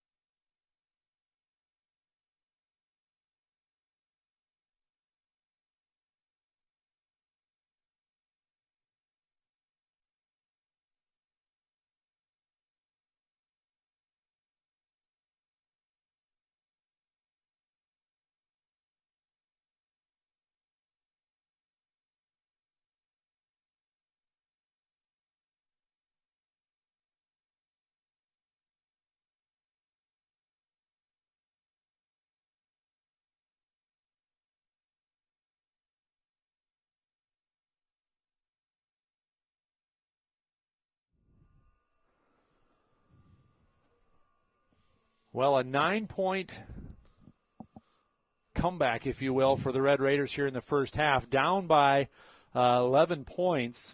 And on a safety, a great punt by Jaden Snyder pins the Mustangs close to the goal line. And on 3rd and 8, causes a 3rd and 9, causes a holding penalty for a safety. And Northwestern then scores on their next possession, and this will be a touchback for Stater as his kickoff goes through the end zone. Northwestern able to find Anderson for the 20-yard completion and the touchdown. 46-yard completion and the touchdown. And now the Mustangs will be back on the field with 5:22 left to go here in the second quarter. Well, it'll be interesting to see what happens here on this drive because Morningside obviously was up against it their last drive, up against the goal line, where they've had the freedom to move around. Man, yep. they've been doing well. Twin receivers left. Norton split out to the right side. Here's the give to Sims. He looks left, then right, and he will be drugged down after just a 2-yard gain. I'm not sure who's in at Riley Scott. Riley Scott is who I thought got the tackle there. Yeah, Riley Scott is the other 0 on the roster. Yep. Don't go there. 2nd and 8 at the 27 now for the Mustangs. 2 zeros, but not double zero. There's just 2 people with 2 zeros on the roster. Twins left and right for Dolenchek. Looking right. Now back on the late pass to Sims, and he's going to be tackled at the line of scrimmage. Great coverage there by Fryer to come up and make tackle on Sims. Sims slow to get up. But what an explosion there from Fryer to come from the linebacker spot and make that tackle. Great job by Dolenchek there. He really checked down those receivers before dumping it off to Sims. Yep, and that's what you want to do on a screen. Twins left here for Morningside, and Northwestern takes their 3rd and final timeout for the first half. Yep, this is a big play. Got to get everybody on the right page. And the way that Morningside's been running their offense, it's been really, really quick. Just give everybody a time. Give Coach Kirch time to talk to the defense. Let them know what to look for. You know, we've seen Dolenchek just kill us and when we go on a zone defense. So it'll be interesting to see what they do. Well, his go-to here on these kind of big plays where they try to go in the air is to Jurgensmeyer. Yeah, and, absolutely. That's why the they last found, 3 years. Yes, for it seems like forever. Jurgensmeyer's been that target, and it's like, where did he come from? Kind of a play because. We're man-to-man on the outside edge, and he either comes off from that delayed wing, and they've actually played him a little bit tighter to the ball here in this season, and in a really tight slot or even behind the tackle or tight end. And so he's kind of a delay. He's like, who's spotting on him? And he'll come delay out of that on a late release across the middle and give Dolenchek just a huge target. So he's going to split out to the right side here. Norton, Jurgensmeyer, and that's Tuifua split out to the right side here for Dolenchek. He's looking left, though. He's going to go deep across the middle, and he's got a man open, but it is just a little bit too deep for Schwagert, and that'll be a 4th and 8 now for the Mustangs, and they'll need to punt. Well, he was beat. We were beat on that side. He can put your hand up and be happy that it was incomplete. But we got beat over there. Lorenzo Jones there on the coverage. But, yeah, ball is just off the fingertips of Schwagert. And that'll bring up 4th and 8 here for the Mustangs. Back to return is not Telford. Who is that? Ty Schaefer. Ty Schaefer, thank you. Here's the punt, and it comes off the side of the foot. They're just going to get out of the way and let that roll down to inside the 45 to the 43-yard line. So Northwestern will take over with just over 4 minutes left to go here in the first half, trailing 21-19. Well, Anderson's been really a thorn in Morningside's side, the way that he's been able to use the middle of the field. It'll be interesting to see if that opens something up on the outside as they start to pinch the middle defensively. 0 running game for Northwestern at this point outside of broken plays. And really they haven't even been trying to run the ball with the Morningside front. So Twins to the right side and Story and Mosier. Flores out to the left side with Anderson. Anderson on the quick stop route. Now Koimas flushed out of the pocket but gets it to McQuillan. So avoids about a 10-yard loss, and so it's just a 2-yard loss. Yeah, McQuillan was blocking and then got beat and just kind of turned around and made himself available. Koima, as he was getting tackled, kind of sidearm flung it to him, and he picked up 4 yards from where he caught it, but still was a 2-yard loss. That's a kind of a little bit of a risky play, and if McQuillan knows exactly where he's at and what's going to happen, he bats that down and just takes the incomplete pass. Yep. What brings up 2nd and 11 at the 42-yard line. Clock is running at 3:16 left to go here in the first half. Trips to the left side for Koima. Looks to the middle, flushed out to the right side. Across the middle, he's got Flores, and just off his fingertips. Yep, just a little bit high. Koima brings that ball down, and we've got a completion for a first down. Good coverage there by Drew Bessie for the Mustangs, and it brings up 3rd and 11. The clock stops at 3:06. Another big 3rd down play here for the Red Raiders. Yeah, and what's been really bad for Northwestern is that Morningside's getting pressure without blitzing, so that's allowing all the defenders that don't rush to stay back. And, you know, when you got 7 guys on defense, that makes it tough to complete passes. So McQuillan is now coming out of the backfield. Koima with a little bit of time, still in the pocket, avoids the sack, and now he's going to fling it out. And Story catches it at the 37. We got a flag down here. We got a flag back at the 35, but I'm going to say we're going to probably defer that or decline that. Yeah. And Story climbs the ladder to make the completion. So they spied Koima in rush 3. They got pressure with the 3, and then the spy came in, and Koima still found the guy down the field, obviously in a broken play. That's tough for DBs. The defensive holding, yeah. That's hard because you get easy to get your hands on guys. That's why Koima has been what he's been for our football team, is he can extend a play so long and on defensive backside of things. Yep. Like, how am I supposed to run around and follow this guy? And defensive holding there is a call on Jamal Jones. I think that's his 3rd hold on the afternoon so far against the Mustangs. So Northwestern stays alive here, 1st and 10 at the 33-yard line. Clock running at 2:50 left to go here in the first half. Northwestern would like to take the lead before they head to the halftime facility. Split backfield, play action Koima. No pressure. He's going to go deep to the end zone to Story, but Story made a stop at about the 10-yard lines in like triple coverage and couldn't get away fast enough. Yeah.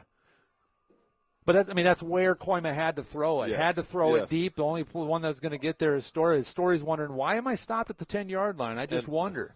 And all 3 of those guys, it was triple coverage, but all 3 were trailing him. So it's not like that was a risky throw by Koima into triple coverage. The throw was either going to be caught or not, or incomplete. There was no threat of an interception there. 2nd and 10 at the 33. Scout and Mosier split out to the left side. Story out to the right. McQuillan stays back to block, but here's the catch, and it is caught inside the 5. Oh, baby. Flores dives for this one at the 2-yard line. That was right in the breadbasket. That was, great coverage. Great coverage great and even throw. better catch. Yes, great coverage, great throw, even better catch. 1st and goal for the Raiders here, and they're going to bring in a little bit heavier running back here in Logan Meyer. Has been kind of our short Hammer him home. Short distance running back. Although they didn't bring in Dominic Sievert, who a lot of times acts as a fullback off the wing. But we have trips to the left side here for Koima with Logan Meyer back in the backfield. And Koima's going to take it himself. We got false start. Ooh. And Koima there tried to cut back left and almost looked like he broke an ankle. Stanky leg. Little stanky leg there on the cutback, but Morningside, of course, is going to take that penalty. Well, yeah, they have no choice ball. On the matter. Dead call. 1st and goal at the 7.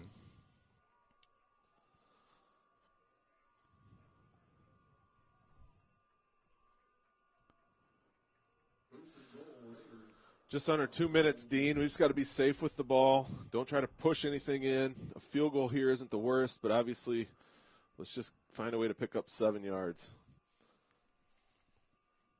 I don't know what the officials want to talk to Steve Ryan over there. Wondering if you maybe should reset the clock to something, or if the clock was running. I don't know. It's obviously stopped right now. And now it's running again.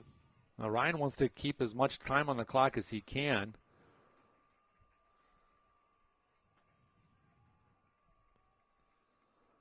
So Meyer will come out of the backfield. Sievert in there on the left side as the blocking back, but they're going to go to the right side on the run, and Mosier will dive ahead back to the original line of scrimmage, maybe. Koima, excuse me. Yep. What did I say there? Mosier. Oh. It's easy. There's Mosiers on every side, every end, all over the field. So Meyer and Siebert come back out. McQuillan back in. And now it's 2nd and 3.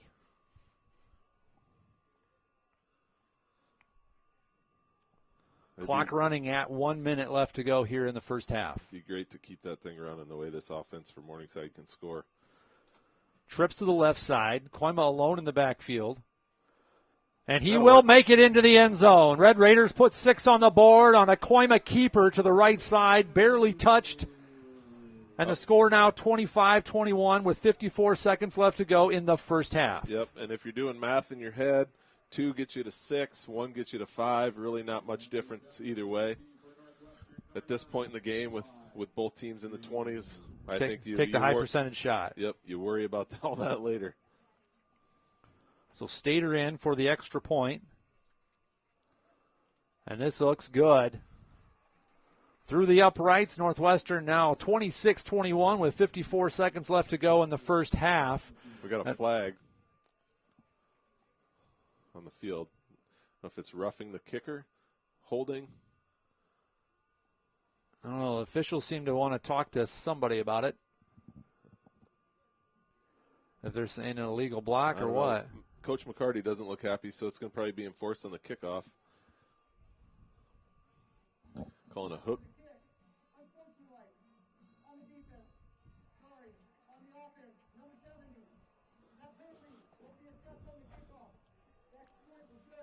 So unsportsmanlike penalty against Northwestern, and that will be enforced on the kickoff. I completely missed it, if I'm being honest. Yeah, I have no idea what that was about. McCarty's having a candid conversation with the white hat there, probably asking for some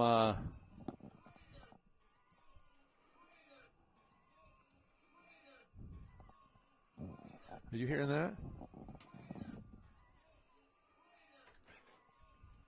So probably asking for why, if that one's called, why not something else. But 54 seconds left on the clock here. That had to be over here, didn't it? I don't know. Well, this isn't what we wanted with 54 seconds. Yeah, I mean, yeah, exactly right. Morningside here has definitely been more pass-heavy than run. They've given the ball to Sims for a couple of times this afternoon. 3 timeouts. With 3 timeouts left, 54 seconds is, I mean, that's an eternity. Tom Brady would score twice in that amount. Here's the kick by Stater. It'll come down at the 14-yard line to Jones. No Schwigert on the return. And he will be tripped up and tackled at the 31. So not a terrible coverage there by Red Raiders considering the field position on the kickoff. 15-yard penalty. Good thing for the wind. Yeah. That definitely helped there. Yep. 8 seconds went off the clock, too. That's trying to find Morningside's kicking stats to see what the field goal kicker looks like.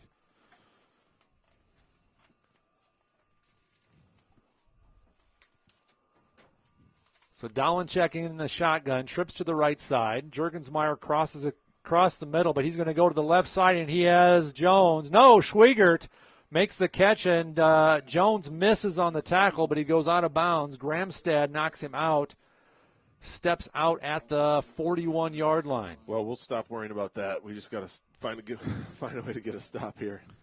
Yeah, 38 seconds left now.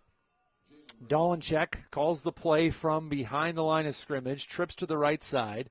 Juergensmeyer Norton on the inside of that formation. Lots of time for Dolenchek. It goes over to the left side, and he again has Schwigert open at the sideline, and Van Hoff will knock him out of bounds after the catch. They'll spot that, I think, at about the 25-yard line. Well, it's taken 18 seconds. No, back at the 27. We'll take the 2 yards, I guess. 1st and 10, 32 seconds left on the clock.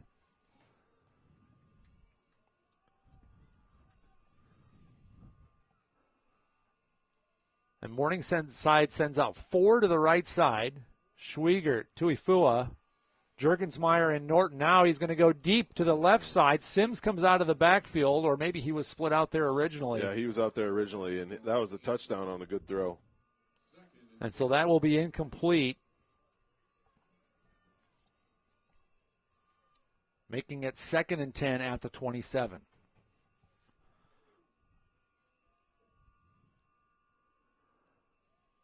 I don't know that I've seen a 4-receiver setup split out wide like that. I missed it. I was looking at my phone. Kids. Trips to the right side. Tuifua in motion. He'll set up at the tight end spot now. Sims stays back. Dalenchek throws a duck into the end zone, and it is knocked down. Knocked down by Gramstad. Had his hands on it and just couldn't come down with it. It was like when you try to throw a curveball with a football, and everybody wanted a piece at that ball. Juergensmeyer and about 5 Raiders. Everybody's coming back for it. Like, I got it, and then it just ends up hitting the turf. So it's 3rd and 10 at the 27-yard line. Red Raider faithful are on their feet here in the home stands with 19 seconds left to go here in the first half. Dalenchek with Sims in his right shoulder. Split out to the right side is Norton, Tuifua, and Juergensmeyer. Dalenchek with some time. Throws it at the feet of his intended receiver. Great pressure there by Peyton Newsma. This is 4-down territory, though. There's absolutely too far for a field goal with the wind the way that it is, I'm guessing. No, they were going to send him out. All right, so looking at it, he's field goal kicker is 5 for 7 with a 36-yard long, and they're at the 27. 44-yard field goal here into the wind. That wind coming right in his face. Maybe a little bit of a cross from right to left for Carter. Don't be surprised by a fake here. Or even a timeout. Nope. Gets it up, and it looks like it is going to be good. Oh, dang. Right through the uprights, and Morningside puts 3 more on the board and closes the gap, 26-24, with 10 seconds left to go here in the first half. Nice kick there by Carter. Yeah. Plenty of leg. He maybe could have went a couple more yards backwards, but that's all he needed from that distance. And, of course, before the game, that's what the kickers are out here doing. But the wind is completely different now than it was at the beginning of the game. So he was probably telling Coach Ryan, Coach, I'm good from 50. But the wind is way harder than when he was out here before the game kicking those field goals. So still able to get enough on it. Well, we'll take a quick break here as we wait for the kickoff with 10 seconds left to go in the first half. You're watching Red Raider football on NWCRaiders.com.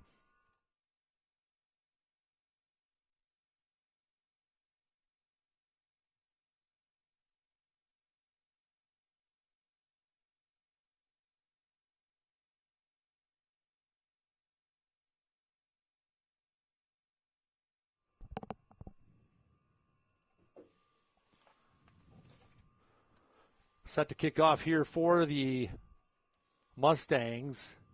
Chase Carter, after kicking a 44-yard field goal for the Mustangs. Closing the gap, score 26-24 with 10 seconds left.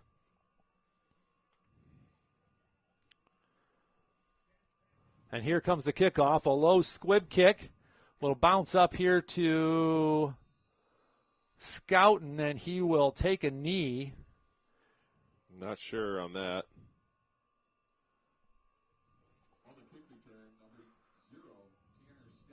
So, what I'm saying here is one play or just a running play, get the clock going. And I'm guessing a kneel, just to safe kneel it and go to halftime with the lead.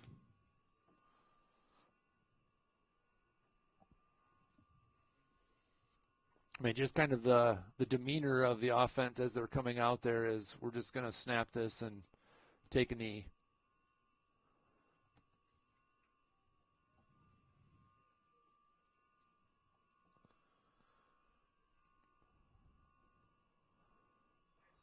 And that'll get the clock running. And both teams will head back to the halftime facility. Northwestern leading 26-24 here after one half of play. Number 2 versus number 3 in the country this afternoon. We'll be back with some more Red Raider football after a break. You're watching Northwestern football on NWCRaiders.com.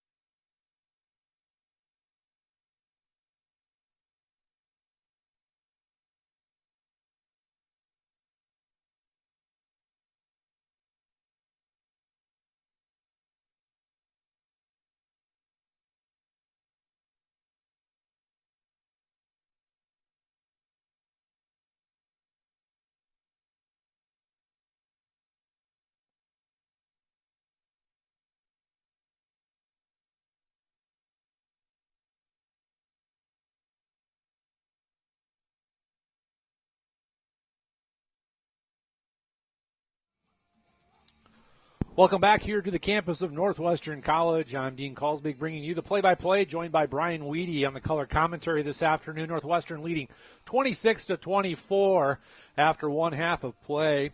Northwestern got on the board first with the 9:30 mark on a 23-yard field goal by Eli Stater, capping off an 11-play, 69-yard drive. The Morningside came right back with a touchdown from Dolenchek to Reed Juergensmeyer for 51 yards to put Morningside up 7-3. That capped off just a 5-play, 68-yard drive. Tyson Koima then completed one to Blake Anderson for 18 yards, put Northwestern up 10-7. But then it was Morningside for 3 scores in a row with Anthony Sims for a 1-yard touchdown. Dolenchek completed to Juergensmeyer for 6 yards, and then a safety, gave 2 points back to Northwestern. The score then 21-12.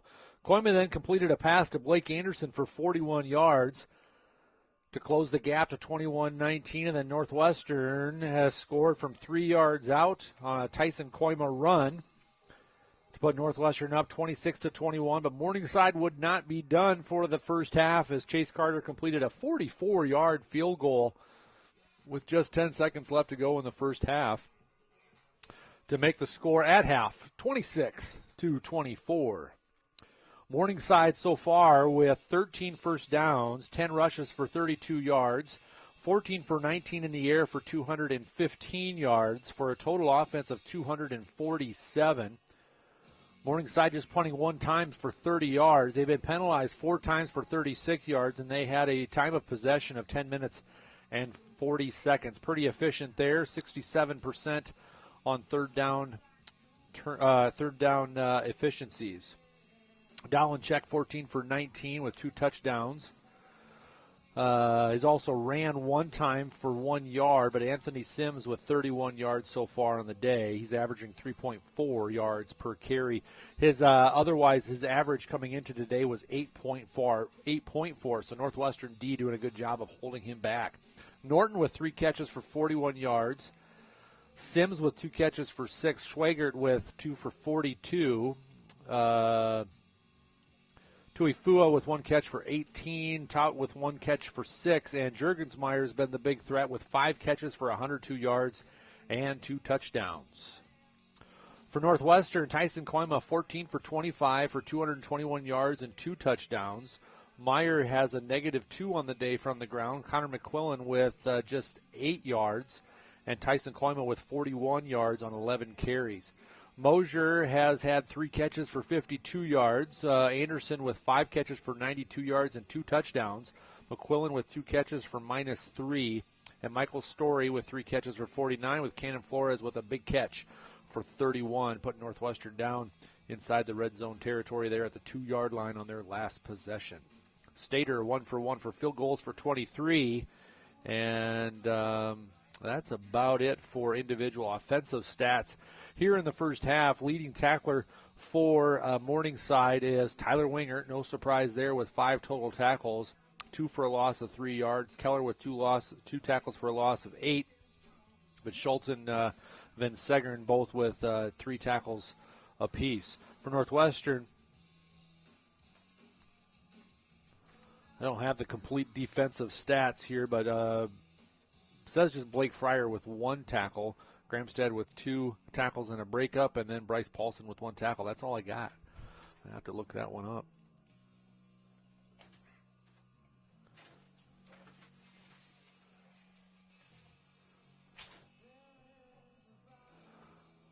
Yeah, here we go. We have Noah Van Hoff with 4 tackles, 1 for a loss. Parker Fryer with 3, Olsen with 3, Jones with 3, Gramstead with 2, Snyder with 2, Kingery with 2, and so on and so forth. So that's the defensive stats here in this first half with just under 4 minutes before we kick off for the second half. We'll take another break here before that happens. You're watching Red Raider football on NWCRaiders.com.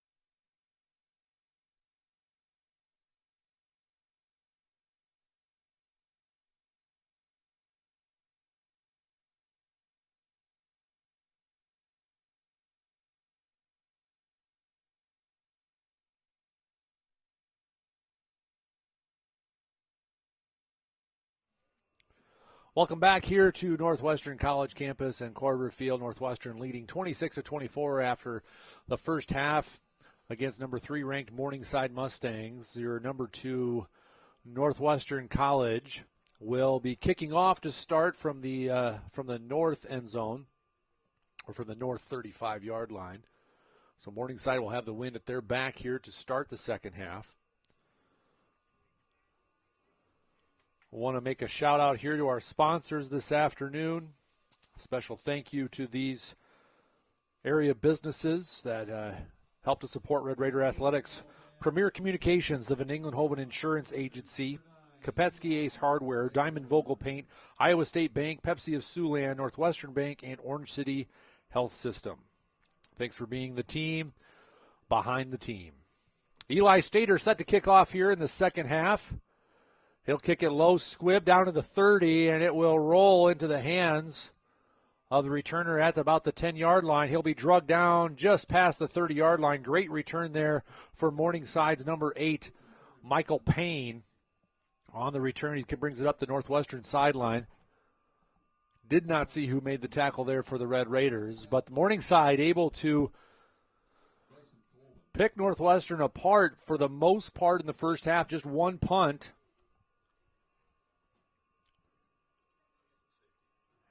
And a safety on their other possession, for which I guess you could call that a turnover of sorts.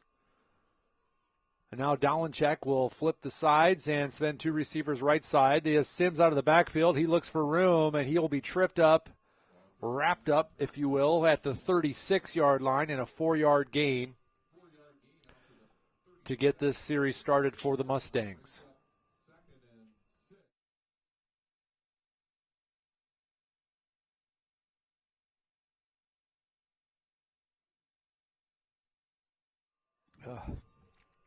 Second and 7 then. Second and 6 at the 36. A give to Sims again, and he is going to be held up for just a couple yards gained up to the 38-yard line. Jessen Rankin wrapping him up to make the stop. Brings up 3rd and 3 for the Mustangs.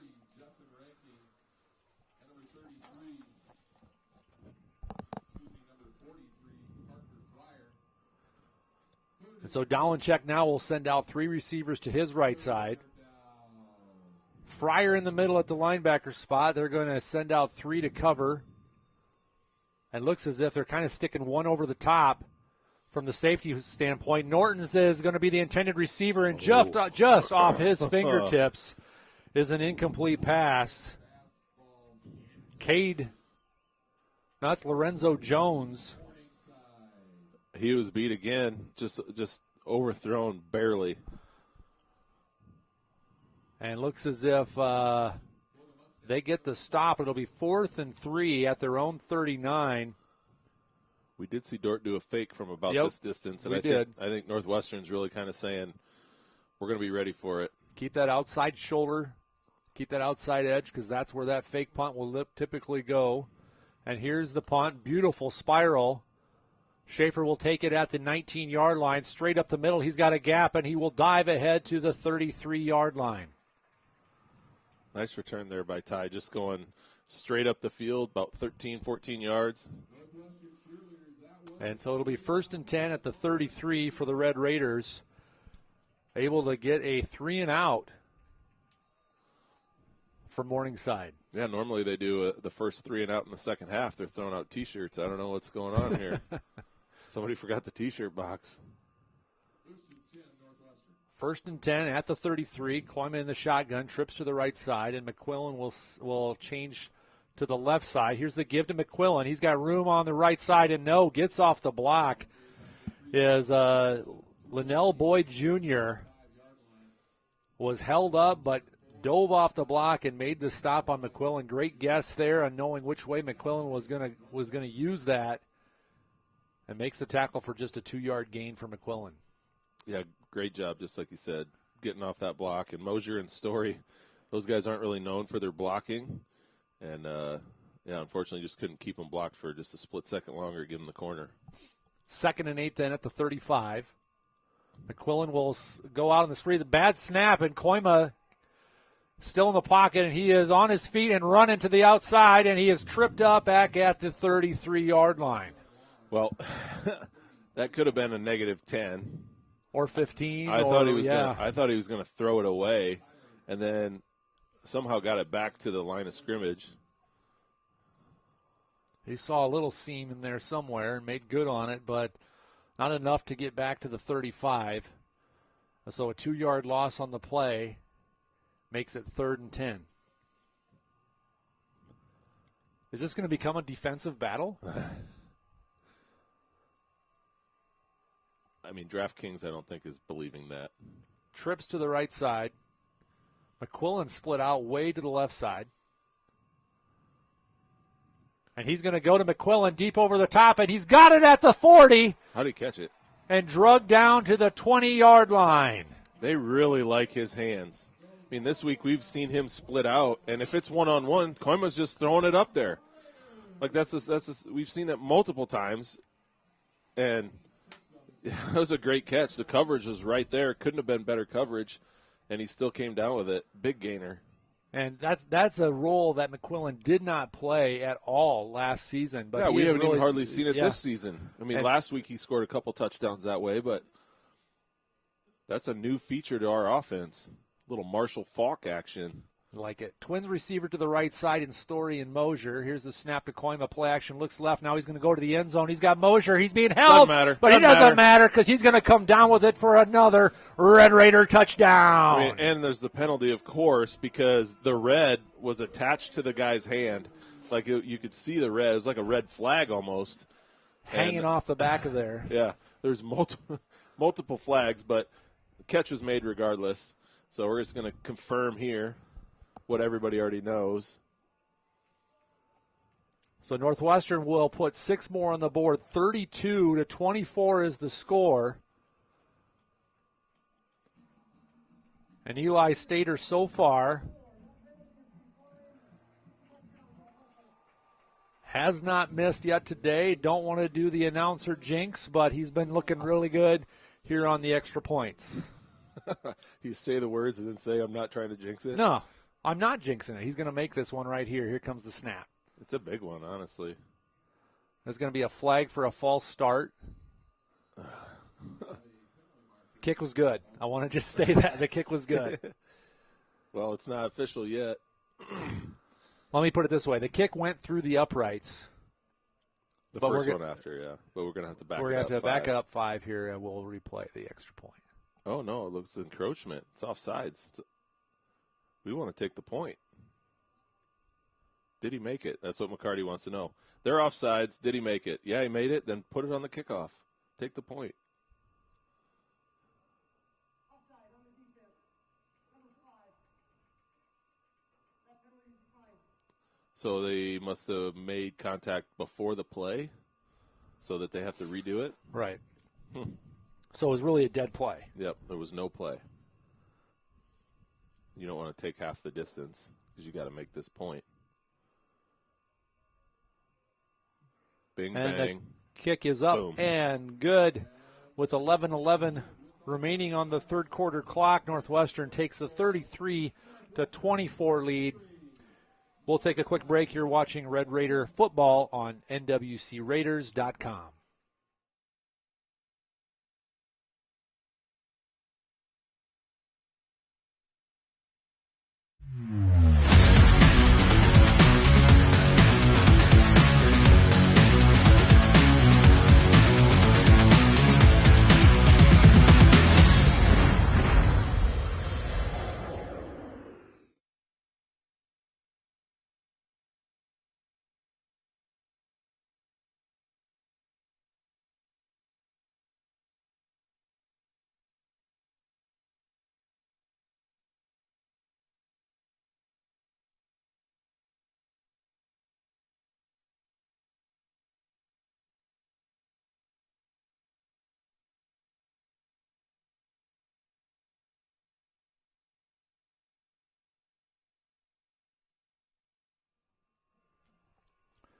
And after the touchdown and extra point, Northwestern ahead 33-24. After almost 4 minutes into the third quarter, we await the kickoff from Eli Stater. And back to return once again is Michael Payne for Morningside. This is where it will go. He'll step up to make the high bounce at the 10-yard line. He'll take it up the left side with a hole and gap to make his way up to the 33-yard line. On the tackle for Northwestern was number 37, Chase Scheidegger, with the stop, and Morningside will take over 1st and 10 at the 32. Yeah, good start. Good starting position here for Morningside. Really kind of put themselves in a tough spot by a couple running plays that didn't really get much, and then a incomplete, and had to punt 3 and out last drive.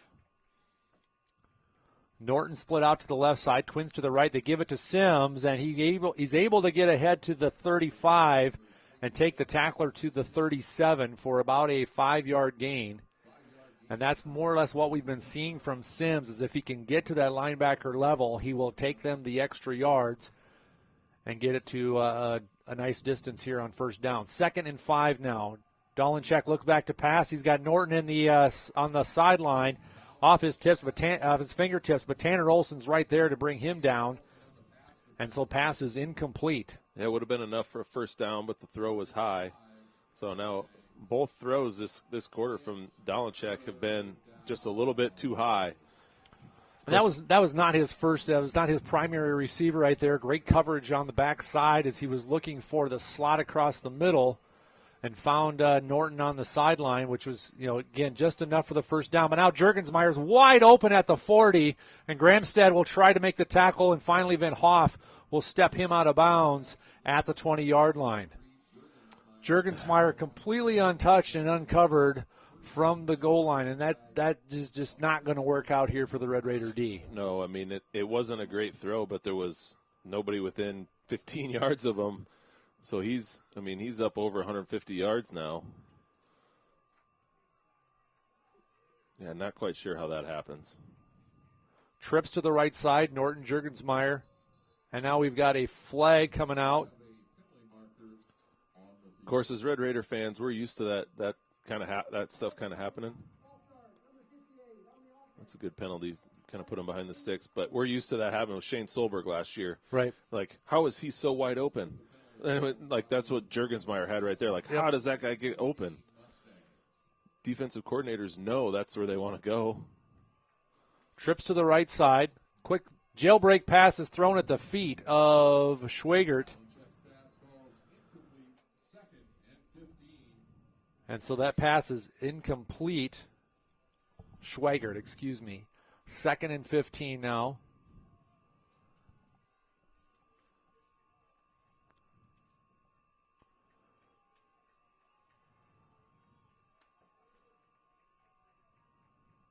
So now Norton split out to the left side. Twin receivers to the right for Dolanchek. He gives it up to Sims, though. He is tripped up at the line of scrimmage and finally brought down by Mosier. No loss on the play. Yeah, I think they're going to give him a couple. Give him a couple yards there on his original push across the line of scrimmage. Gets 2 yards gained. It'll bring up 3rd and 3 at the 23. Okay, so put somebody on Juergensmeyer. Bring an extra guy, get a little pressure. Let's see what happens. They really got to jam Juergensmeyer at the line of scrimmage and not let him get loose. Get that safety over top. Dolanchek drops way back to pass, and he is going to get – ball comes loose. He was in the act of throwing. It's an incomplete pass. That's the pressure we needed. They're going to go for a field goal, cut her down into one score. And as I noticed that through the first half, that in the first quarter, Northwestern was really getting no pass pressure. Yeah, and none. through slowly over the second quarter, the pass rush just got a little bit better. And even as testament there with the safety in the end zone is that hold was because of that pressure is just starting to get into Dolanchek. And there is more or less a sack incompletion. Here's the field goal attempt for 45 yards, and Carter looks good. Makes it good. So Morningside takes the 3 points and gets within a 1-score game, making it 33-27.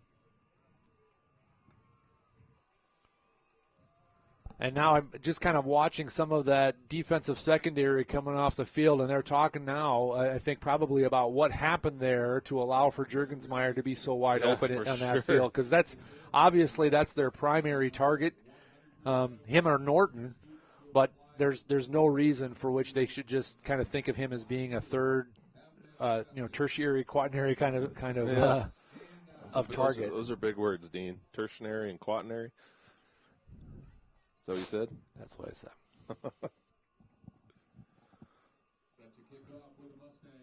Back to return for Northwestern is Cole Telford. And Scouten. Probably going to be in the end zone here. Although he has kicked them low, so if they get a favorable bounce at one of them, maybe it'll be a return. But we've just seen him let them go into the end zone in the past.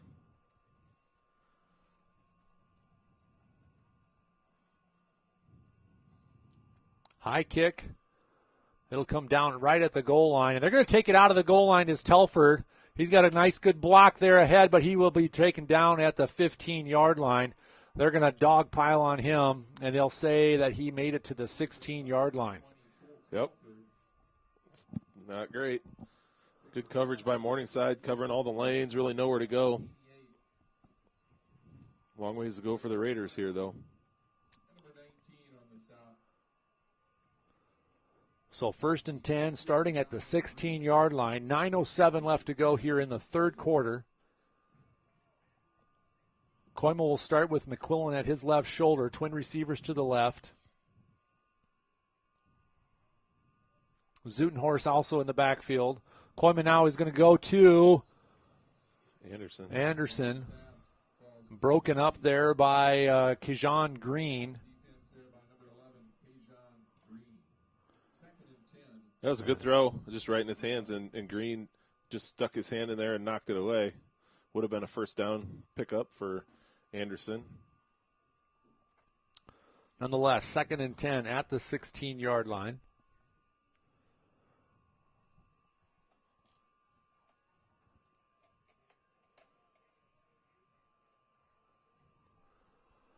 Twin receivers to the left for Koima. Story split out to the right side. Koima's going to take it himself. Breaking ankles, but not getting much from it, and he will be drugged down at the 19-yard line by Wingert. I don't know how he got 3 out of that. That was a design quarterback run to the left side, but Morningside's had that stuffed really well. And Koima decided to just take it himself to the right and was not finding a lot of room. But Wingert there to make the tackle for just a 3-yard gain. Brings up 3rd and 7 now at the 19-yard line. Twins to the right side of McQuillan and Mosier. Trips out to the left. Koima in the backfield all by himself. With time. Quick pass. Oh, it's complete, but it's going to be 1.5 yards short. Completed to Flores at the 24-yard line. It'll be 2 yards short of the first down. And here comes the punt team for Northwestern. Now, Jaden Snyder with 2 punts so far this afternoon. The first one off the side of his foot for just maybe 30 yards. But his second one pinned Morningside deep to the goal line. I don't think he'll get that here.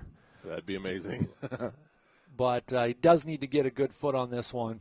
Back to return is Caleb Schwegert for the Mustangs. And he does, end over end, down to the 43-yard line. Schweiger will take it himself. He's got room, and he's tripped up. Great tackle there by Northwestern's number 44. Nathan Mather on the tackle. And Schweigert is not getting up. He's going to take an injury timeout there.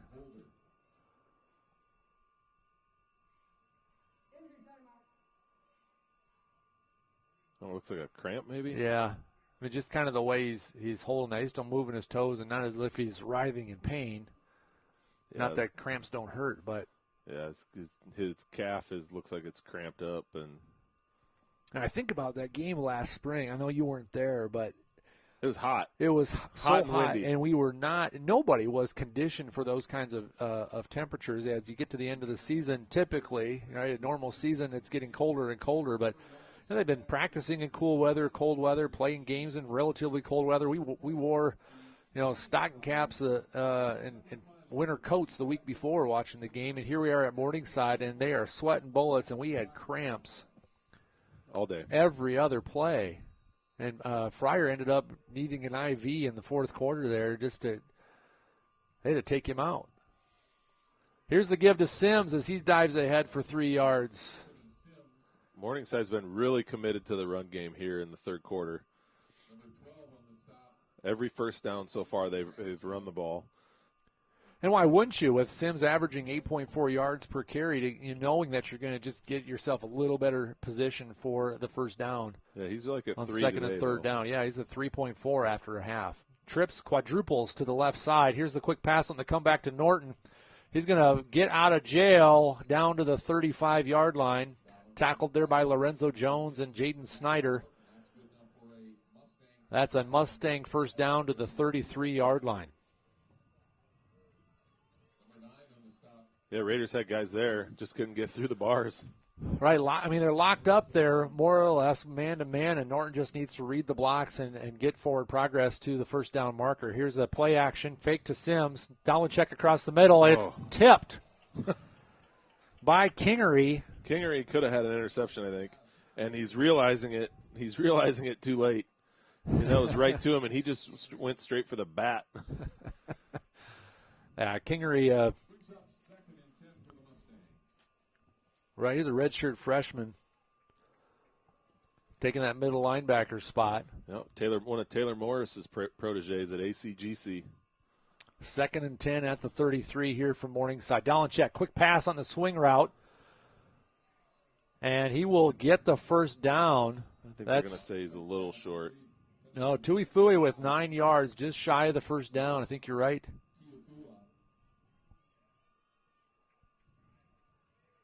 Third and 1.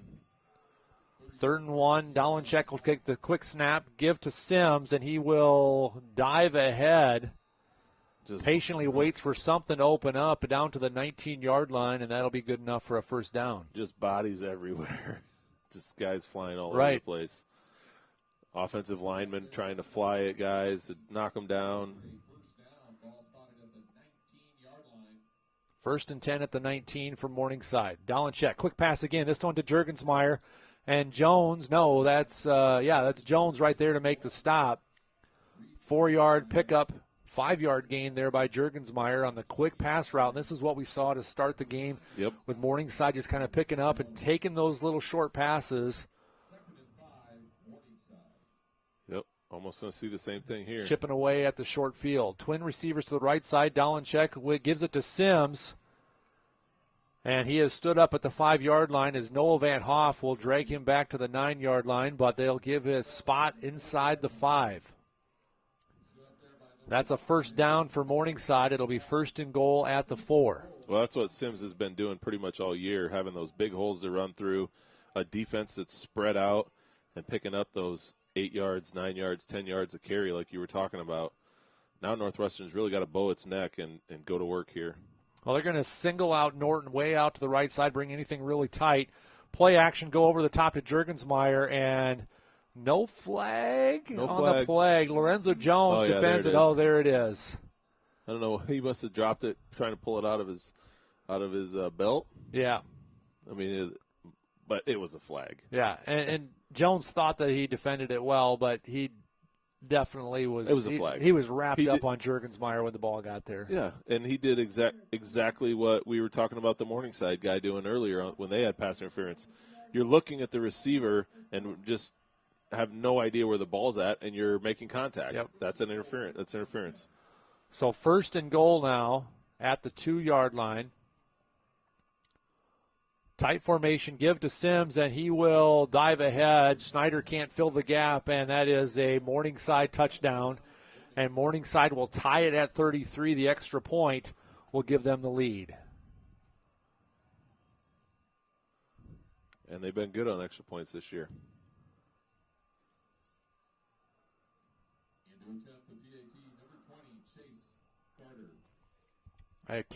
Carter's had a lot of opportunity to practice all season. Yes, he has. And they put up some big numbers here, averaging over 60 points per game. Here's the extra point, and it is good. No doubt there. Deep out past the track, and Morningside takes the 1-point lead with 4:44 left to go here in the third quarter. We'll take a real quick break and be right back with some more Red Raider football. You're watching on NWCRaiders.com. Raiders stand out. Raider teams hold 9 national championships, and our students get top scores in accounting and the health sciences. Want both smart and strong? Choose Northwestern College. It's a win-win.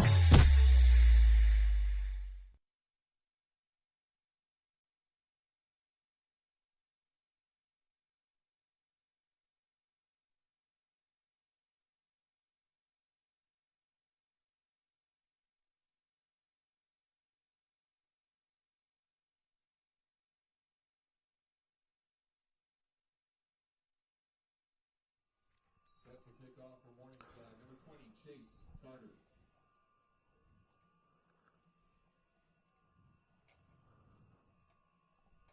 As we get underway here with 4:44 left to go in the third quarter, Morningside will kick off after their touchdown. Carter to kick this one deep into the end zone, so no return for Telford this time. And so the touchback will give Northwestern the ball at the 25-yard line. And it's been yards tough to come here on that last Well, yeah, they were already, last possession. Yeah, they were already deep in their own territory with that short return. Put them at the 14, 15-yard line, and just couldn't get going. So, be good to see the offense get some positive yards to start here on first down. So Morningside now will bring a 4-man front. They were 3-man almost all of the first half. They're going to bring some pressure on Koima. He's going to drop it across the middle. He finds Flores for an 8-yard gain. He's tackled shortly after the catch at the 32, 33-yard line. And Flores stands up and then goes right back down. Looks as if he also has a leg cramp. Yeah, he's kind of just in a lounging position there, working on his left camp. You can kind of Or see left that calf. with looking at the toes. Yep. Look at their toes. That'll tell you where the cramp is. And it's November 6th. It's 60-some degrees. I mean, this isn't normal for Iowa. Not that 60 is hot, but it's been down into the 40s the last couple weeks. Yeah, lows in the 20s and 30s. So 2nd and 2.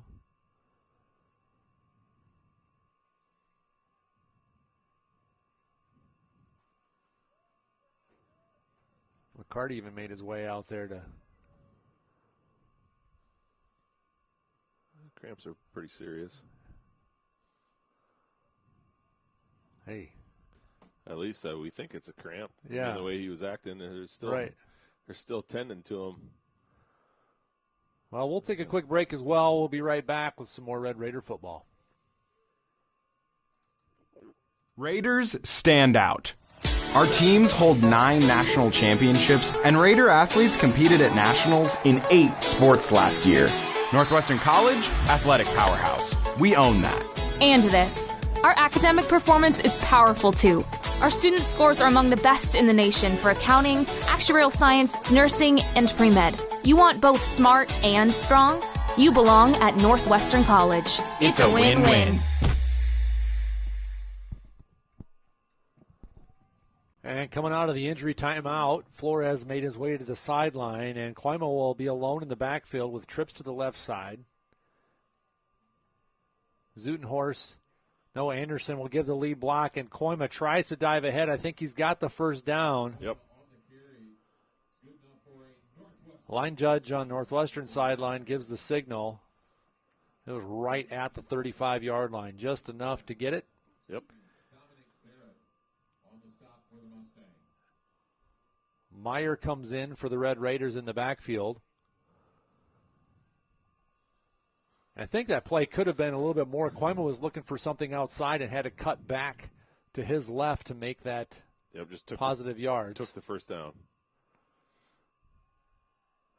Koima looks across the middle, and it is going to be a pass incomplete. I mean, he was turned. I think he got turned by the defender, but Nope.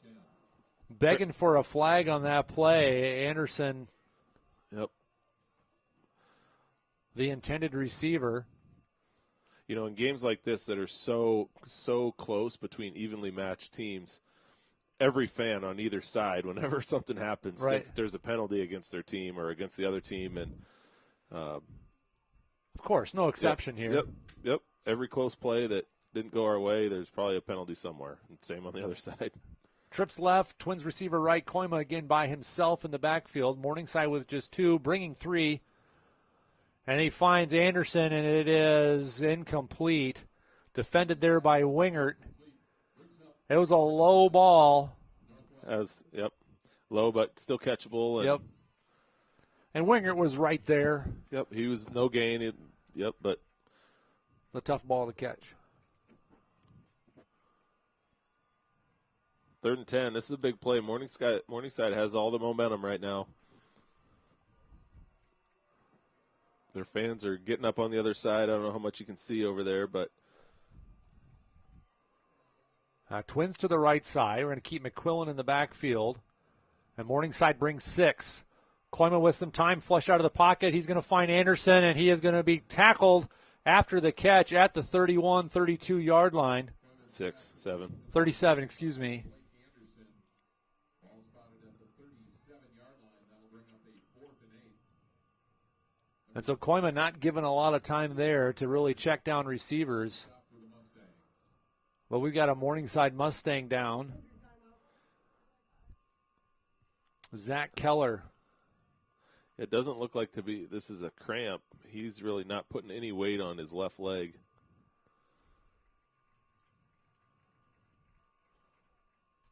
I don't know if he got his ankle rolled on or something. I'll get a little help to get to the sideline here. So it'll be 4th and 8. Northwestern will punt with 3:11 left to go here in the third quarter. Back to return is Schweigert for Morningside. Gene Snyder, of course, to do the honors of the punting. He kicks away from Schweigert to the left side, but he gets underneath it at the 31-yard line. He's free at the 35, 45, 6, 7-yard line before he's brought down by Nathan Mather. Yeah, Morningside's definitely been winning the field position game here in the third quarter. And we've seen through 3 quarters so far, or basically 3 quarters so far, the team that's had the wind at their back has won every quarter, and pretty significantly. Morningside won the first quarter, Northwestern won the second quarter, and Morningside now is winning the third quarter again. Unless something can happen here, Northwestern really needs a stop. Twins receiver left and right here for Dolenchek. Sims in the backfield. Norton now in motion. He'll set up inside in the slot. Dolenchek looks left, now right, across the middle. Tipped off intended receiver's hands. Intended there for Towdy.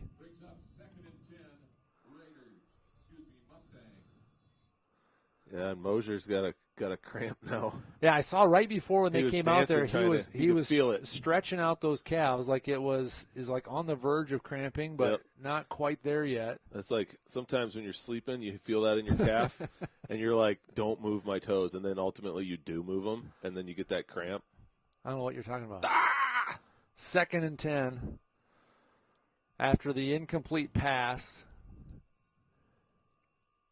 And Brett Mosier's had a pretty good day so far. Defensively, had a couple of really big stops. Oh, Dean, he's had a great career. Sure. Like he has a day every day. Every day is a great day for Brett to play football. A couple tackles for a loss, I think. Can't even find them. There he goes. Yeah, one tackle to his credit, but man, he's been right at there providing a lot of pressure on Dolenchek.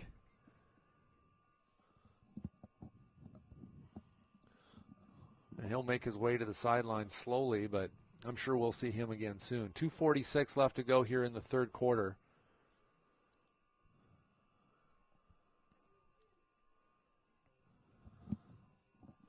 Yeah, they're going to work on him, get him stretched out.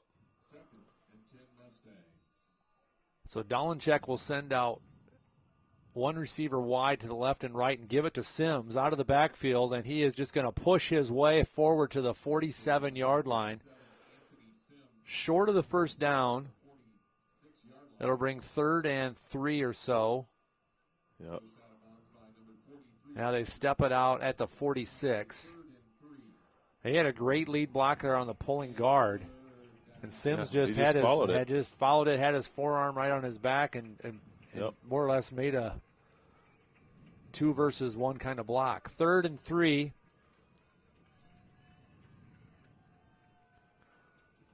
Norton, Juergensmeyer, and Tuifua split out to the left side in trips. Now Juergensmeyer in motion will set up behind Norton.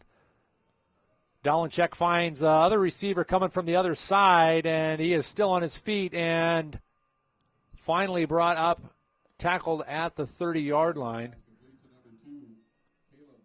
Schwager come from all the way across the other side of the field on an under route there. Dolenchek picked him up, and he is able to get up to the 29-yard line after making one guy miss with the tackle. Here's the give to Sims. And Noah Van Hoff will make the tackle. Yeah, they're looking for a hold. Corbin Gramstad obviously trying to get off the block and could not get off the outside to make a move on the tackle. No flag on a holding penalty there. 2nd and 3 at the 22-yard line. Mustangs right back to the line of scrimmage. They're ready to go. Stacked twins on both sides and nearly picked off. Yeah, he just looked upfield. Tuifua there had the ball in hand, and it slipped out of his hands. Pass incomplete, goes out of bounds, brings up 3rd and 3. This is a big down. Because sometimes you got to be the captain obvious. Well, sure, and you know if they were able to stop this on 4th, this is definitely in Carter's wheelhouse for the field goal. Sims makes it up to the 19 for sure. Oh, it's close. I don't know. They're not saying for sure. The line judge on Northwestern sideline is shy of the first down marker from my perspective. Yep. They're at the 19. They're at the 19 and a half. They put it just over the 20, which isn't going to be good enough. So it's going to be 4th and a couple feet. And they're going to go for it on 4th down.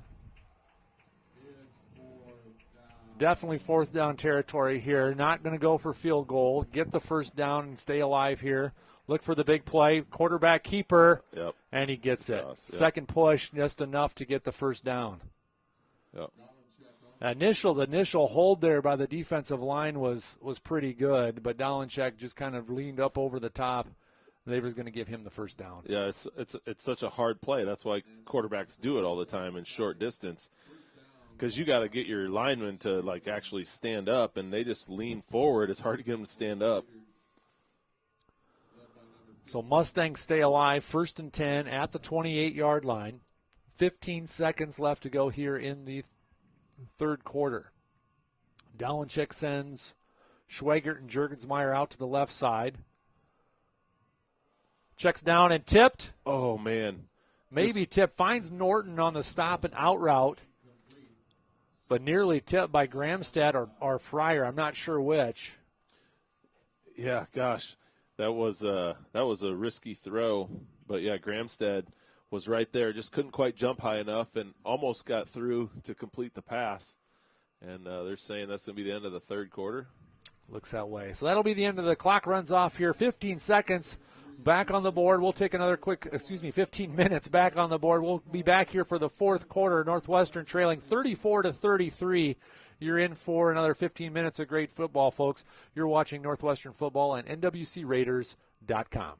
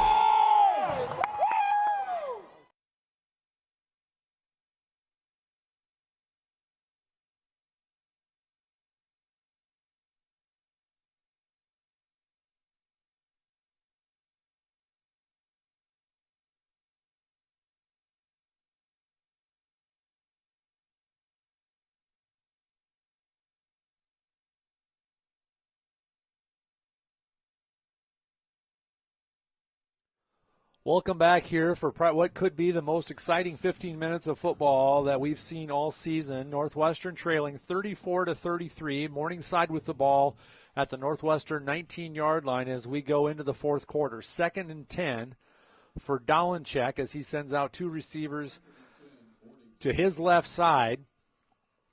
Tight end and a wingman now will flop over to the other side. Northwestern defense makes its transition. Juergensmeyer, nobody over top of him. They're going to give it to Sims with the lead blocker. Van Hoff comes off the edge, and he will bring down Sims after about a 5-yard gain to the 12-yard line. Ooh, man. Yeah, they're going to give him a little more than that. 7?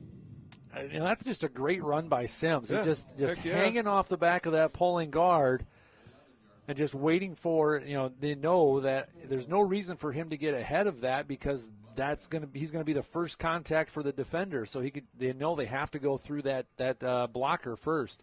Trips to the left side, Sims to the left of Dolenchek. Dolenchek back to pass on the under route to Schwagert, and he is tackled right away. That's going to be enough, though. By Walker, and that will be a Scott, and that'll be a Morningside first down. 1st and goal at the 7.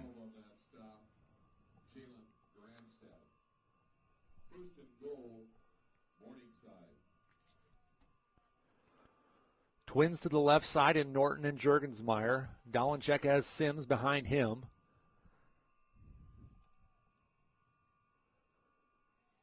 Play action rollout into the middle of the end zone, and it is going to be caught by Juergensmeyer. Dang. I thought Snyder was going to get there. That's Juergensmeyer's 3rd touchdown on the day, but he threw it where Yep. you want your 6'6" receiver to go up and get it. Yep. And the program says 6'3", but He looks like 6'15". he's all of that. Threw it up there. Snyder couldn't touch it, and Juergensmeyer could.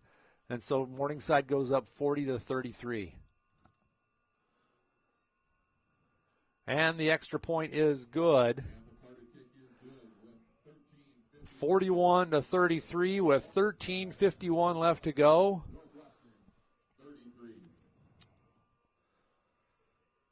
I mean, this is what we wanted. This is what you paid your $8 for.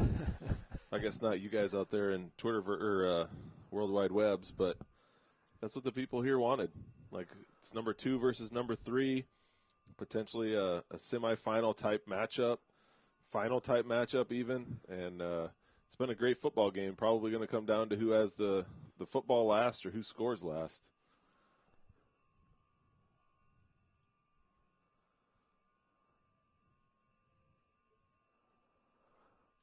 And Northwestern has not had the greatest field position here in the third quarter when they were touchbacks every time. They did try to take one out of the end zone, but now Morningside has to kick into the wind, and I expect that Northwestern will get some kind of return today. Telford and Schouten will start at the 5-yard line. Low squib kick, high bounce. And Mather's going to take it himself. He will be drugged down at the 28-yard line.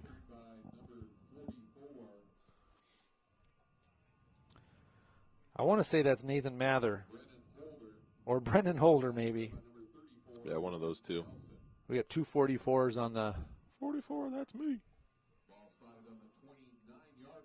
on the roster. It's 1st and 10 at the 29 for the Red Raiders. 13:44 on the clock here in the fourth quarter. Koima will start with McQuillan at his right shoulder, twin receivers to the right side. Dumps it off to Story, gets off one tackler, and he will head to the sideline and duck down before he's tackled for a 7-yard gain. Coming out of the slot, bring it up to the 37-yard line. Nice pickup there by Michael Story.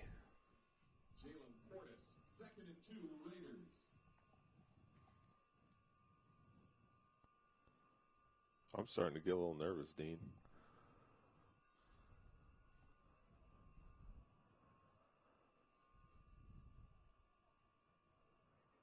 Twin receivers to the left side for Koima.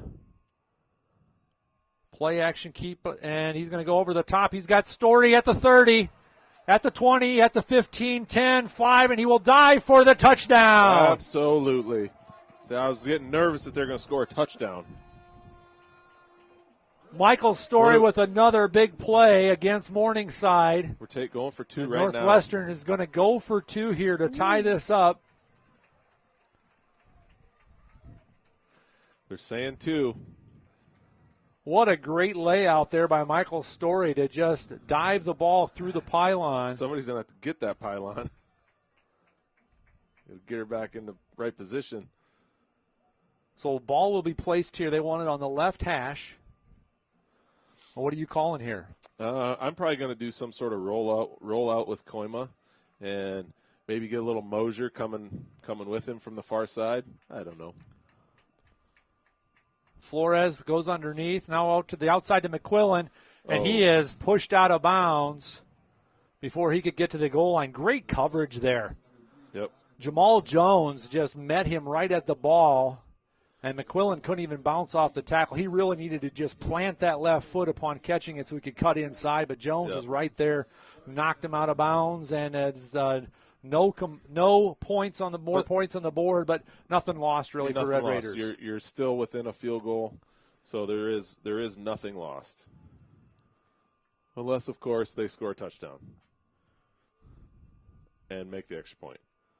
Yeah, there is that.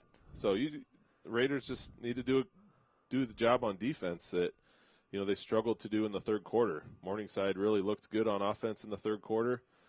And they got to be able to find a way to get the offense off the field without scoring.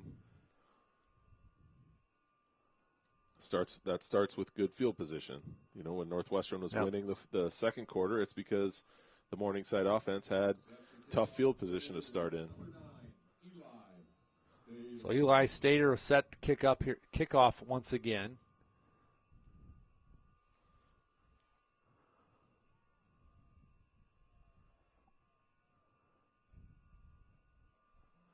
And back to return is Caleb Schwigert and Nigel Bridger, I think, is back to return. No, that's Michael Payne. Doesn't matter anyway. Stater's kick is through the end zone. All right. A lot of time. 13 minutes left. A lot of time. Mosier's back out there for the Red Raiders.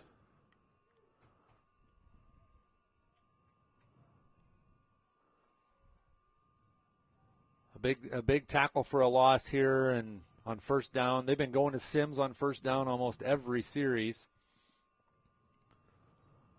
This time they're going to pass. Sims comes out of the backfield, and they've got Tuifua with the catch for about an 8-yard gain up to the 33-yard lines.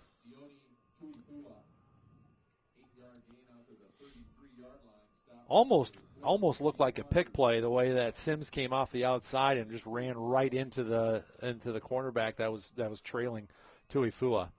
Trips to the left side. They're going to give it to Sims, and he will get the first down and dive ahead to the 40. Mosier he's trying to battle it out. Mosier's holding his left knee now.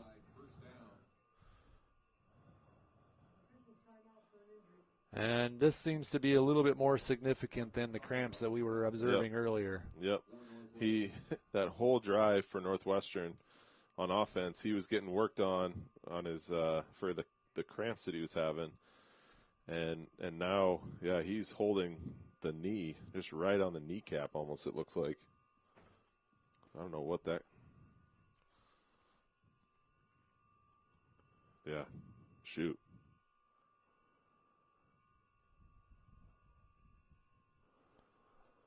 Well, this might take a little bit, so we'll take a quick break here, and we'll be right back with some more Red Raider football.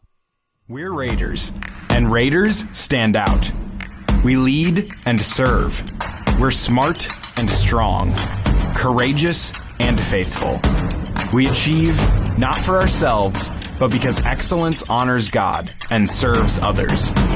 We're equipped for our careers, for God's call on our lives, for success, for significance. Because we're Raiders, and Raiders stand out.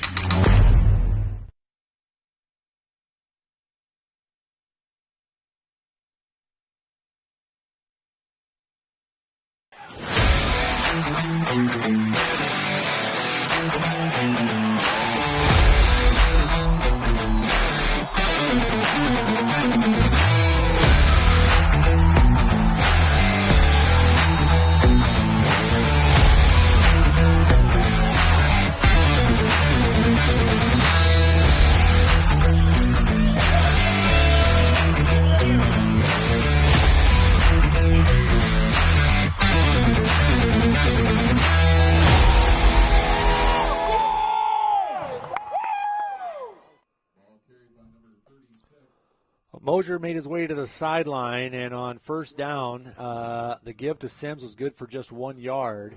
Brings up 2nd and 9 at the 41, and Dolenchek will stay alone in the backfield and have a really tight set to the left side.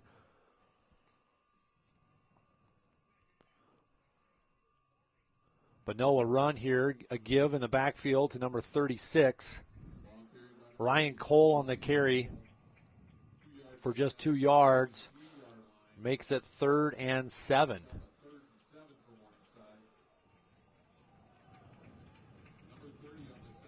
Can you say big play here, Brian? Because a third down stop right here, tackle for a loss would be so huge for the Red Raiders. 3-yard gain would be fine.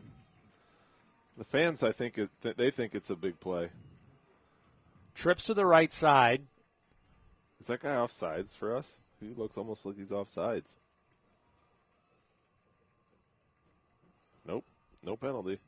Dolenchek throws across the middle, finds Jurgensmeyer for a first down, and he's still on his feet as Jaden Snyder brings him down at the 39-yard line. And we got another Red Raider down.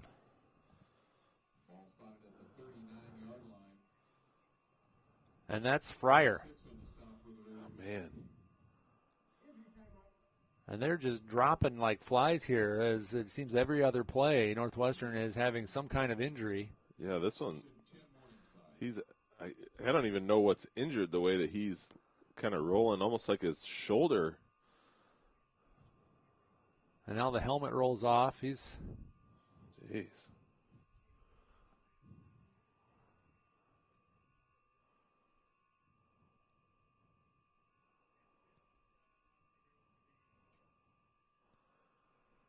Big third down conversion there for Morningside. Yeah. Of course, they go to Jurgensmeyer. Yeah, I mean, I'd draw up every play to him if I could. Yep, absolutely. If he keeps getting open, he keeps making catches, of course you keep going to him. You know, and that's, if Northwestern's going to win this game, they're going to have to defend the ball coming to him at some point. They're going to have to force it to go somewhere else on a play that really matters. Because right now, that's where they're locking in. Dolenchek is just, either because he's always wide open or because he's forcing it to him, which we really even haven't seen him force it to him. No. I mean, the closest thing to that would be that touchdown pass in the end zone, went over the top, and Snyder was right there on that in short field position. But he threw it to a safe spot that Jurgensmeyer is going to catch, or it's incomplete.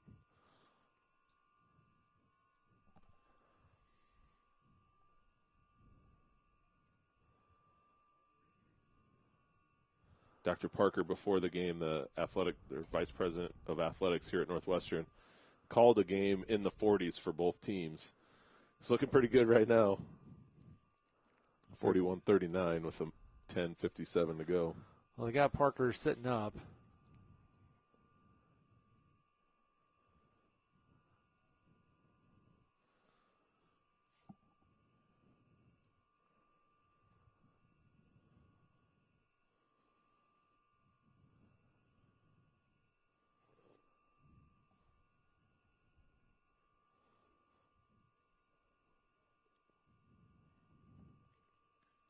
Not really working too hard to get him up, though. Like, he's sitting up, but still taking their time with him.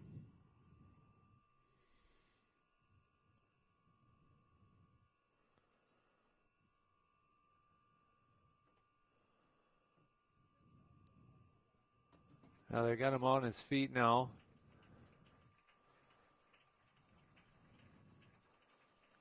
appears as if he's not sure where he's at. They're holding his left shoulder there as if he's got a shoulder separation or. And that's what it looked like to me, is that when he was laying there, he was laying in such a way that he did not want to move off of his shoulder. And that wouldn't be good. Sublux shoulder or separated shoulder, those are bad deals. It didn't look as if they were trying to put anything back so much, but Seth Wallace, head athletic trainer Seth Wallace right there on the coverage. 1st and 10, though, after the reception by Juergensmeyer. So 1st and 10 at the 39-yard line. Flip-flop the wing and tight end. And here's the give to Sims. He finds a seam off the left tackle, and he'll be forced out of bounds at the 35-yard line, maybe 33. Nope, stepping in it right at the 34, so a 5-yard pickup there by Sims. Yeah, nice run over the left side, 1st down, pick up 5. Really makes the play call here a lot easier on 2nd and 5. A lot of options. Twin receivers left and right. Watch Juergensmeyer goes across the middle on the crossing route. He's going to go to him, and no, he was looking for him all the way. I think he thought that Juergensmeyer was going to release deep. Well, that's what we were talking about. We know that he's going to go to him, and Northwestern had him covered there and forced the throwaway. So now we got to do it again on 3rd down.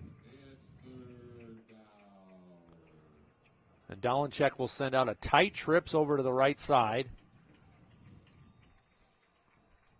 With just 2 men in the coverage. Olsen can't make this get off the block, and they make the tackle right at the 30. They're going to say he got to the 29.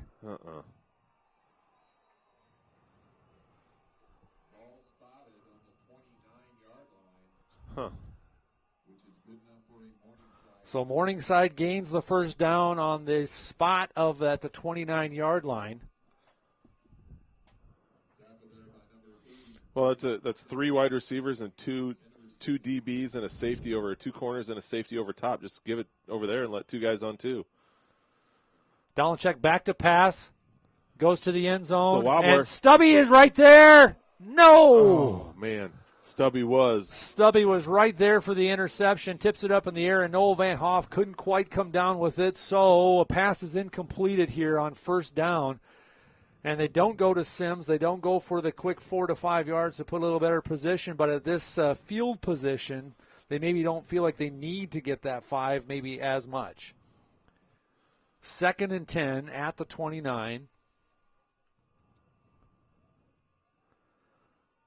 Trips to the left side, Norgan, Juergensmeyer, and Schwagert. Dumps it across the middle to Sims, and he will dive ahead to the 19-yard line. And that's enough. No, it's Tuifua, excuse me, on the reception, just shy of the 1st down. Well, probably a run play here and a run play if they don't get it. I'm guessing we're just going to get up under center. Maybe not. Juergensmeyer, Schwagert out to the right side. Norton split out left. Give to Sims, and he will get the 1st down up to the 16-yard line before he has stood up and whistled dead.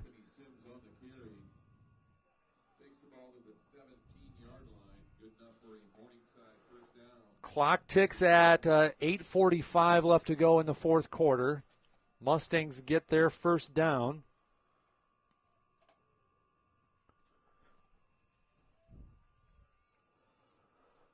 And Dolenchek will send out 2 to the right side. Sims at his right shoulder.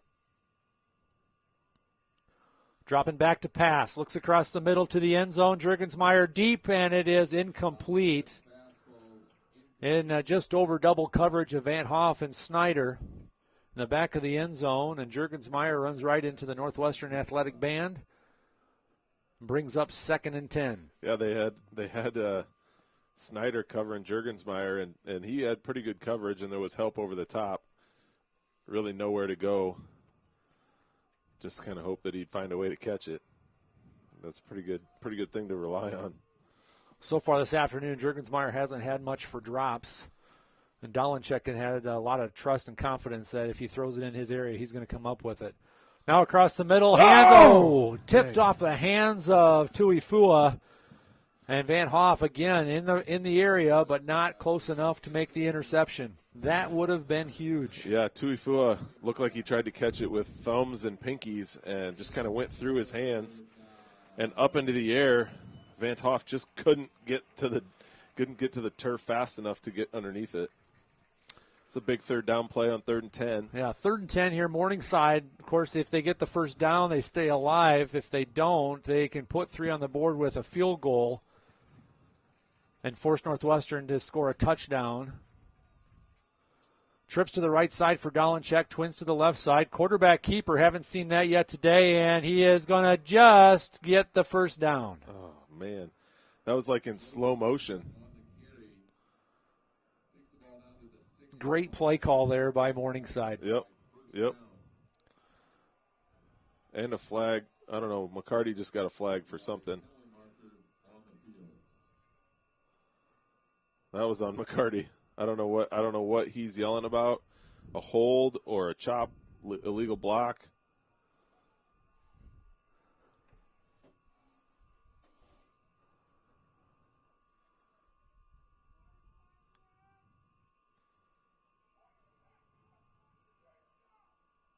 Yeah, you can hear him. Head coach, Northwestern. After this, you see the goal. First down. Now McCarty is getting after the officials there on fourth quarter here, calling it once it called a little tighter. But that first down on that penalty makes it 1st and goal at the 3. We got the white hat over here. They're not even ready to play. Yeah, I think he just wants them to do the job that they're assigned to do for, if they're supposed to watch the line, then let's watch the line. Double tight formation, give to Sims, and he is going to be tackled. No, he gets away from Van Hoff, and Sims brings it in for a touchdown. And just what we talked about earlier in going for 2, now with the extra point, makes this a 2-score game. Yep, which is fine. There's still 8 minutes left, and we've seen that both teams on both sides of it can score pretty quickly. So at this point of the game, that's not a huge concern. The concern is the defense has to be able to get off the field and get a stop. Here's the snap for the extra point. And Morningside puts that one on the board. So now the score, a 9-point game, Morningside leading 48-39. We'll take a quick break and be right back with some more Red Raider football. We're Raiders, and Raiders stand out. We lead and serve. We're smart and strong, courageous and faithful. We achieve not for ourselves, but because excellence honors God and serves others. We're equipped for our careers, for God's call on our lives, for success, for significance. Because we're Raiders, and Raiders stand out.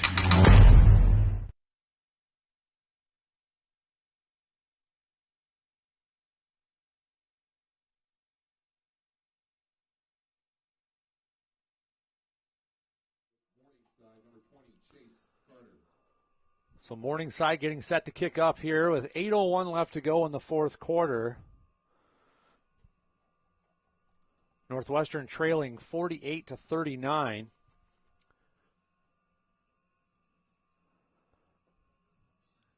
Here's a good kickoff to Telford at the 7-yard line. He'll take it up the right side with some good blocks. He's got a gap, but Morningside converges and makes the tackle at the 24-yard line.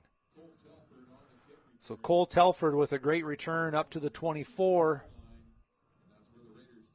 And the Raiders will take over with 7:55 left to go here in this fourth quarter of this great GPAC contest. Number 2 hosting number 3.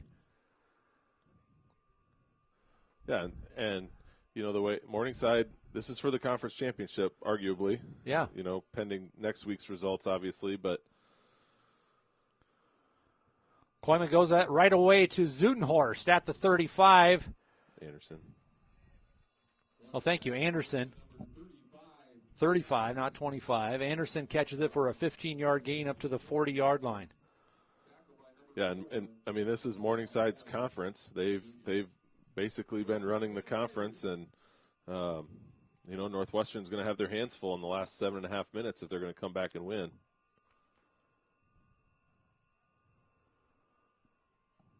Koima sends trips to the right side with a wing back there as well. McQuillan out to the left side by himself, and Koima now flushed out of the pocket. And he's going to come back to Story and throw it out of bounds.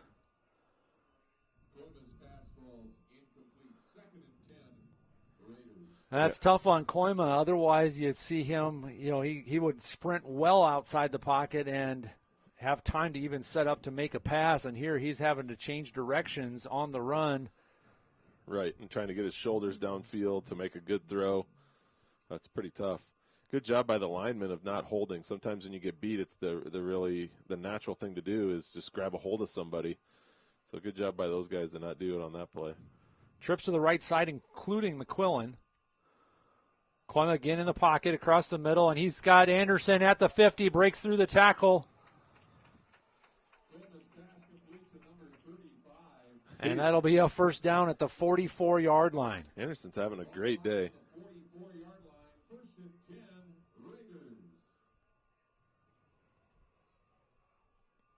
Wide receiver coach Bryce Biker there in the ear of the line judge. I think he wanted even a holding penalty on that, even though he would have declined it. Twins receivers to the left side, McQuillan in the backfield with Koima.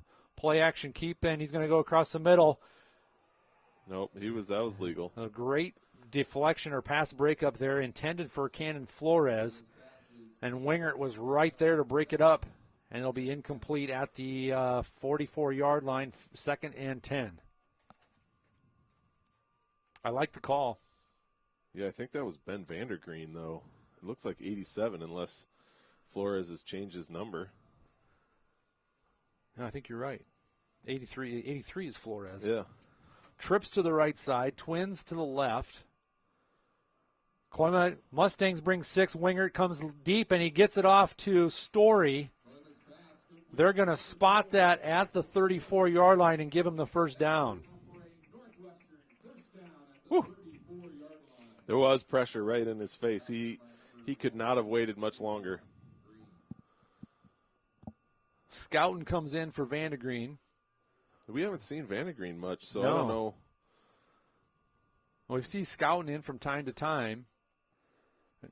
He's number 0 out here. Trips to the right side. 1-on-1 there to the left. Koima looking on the stop route, and Anderson looking to get away. The flags come from all over the place. And no wonder that they're holding on Anderson because he has been the target across the middle. He was going to be open. Yeah, he was going to be inside the 10 if he makes that catch. So, 15-yard penalty is better than giving up that catch. And it just gets the Raider faithful all riled up, too.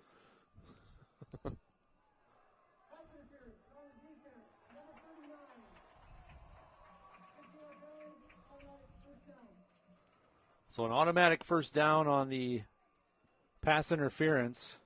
Down to 6 minutes, Dean. Right at the 6-minute mark, 1st and 10. Both teams still with 3 timeouts in their pocket. Mosier's Story split out left side. Scouten out right. Now McQuillan will join him on the right side. Koima with some time. He finds Scouten on the stop, turn out right, and it is incomplete. Just held up there a little bit by Kajan Green on the great defensive stop and pass breakup. So 2nd and 10 now at the 19. Yeah, Scouten just couldn't get out of his break fast enough, and Koima maybe rushed the throw a little bit, but wanted to be safe with the throw and throw it further towards the sideline and just couldn't connect. Of course, this is the area where you just got to get points. It doesn't really matter for Northwestern what kind of points they get. Of course, you'd love a touchdown, but don't take a risk. McQuillan again in motion out to the right side. Koima with some time now. He's going to go to the end zone. How'd he catch it? Mosier catches it. How'd he catch it? How'd he catch it? That went between a guy's hands he over his helmet. He did not catch that with his hands. That fell right into his hips as he was falling down, and then he put his hands on the ball. I mean, Scout and Mosier both right there into triple coverage. The defender, I think the ball went over the defender's helmet. He couldn't get his hands closed above his helmet. I don't think he saw the ball, and it hit him in the chest. Holy smokes. Another defensive penalty here against Morningside, which seems to be that's really their only way that they're stopping these receivers from getting separation is on the holding. But help me out it here. has declined. Wouldn't you go for 2? Wouldn't you go for 2? Because if you make it, then it's a one-score game regardless if they score a touchdown. I don't know. We're not. We're going for a 1. Here's the extra point attempt. Just a chip shot for Stater, and it is good. You feel me? Yeah. They thought maybe making up for the loss point previously so that if Morningside scores, it's still a one-score game. Still 8 instead of 9. Yeah. But either way, the Raiders got to get a stop. They're not going to win this game if they give up touchdowns. Right. And this is where it gets tough for the play caller for Morningside. Not so tough because it's a 2-point game. But you want the clock to run.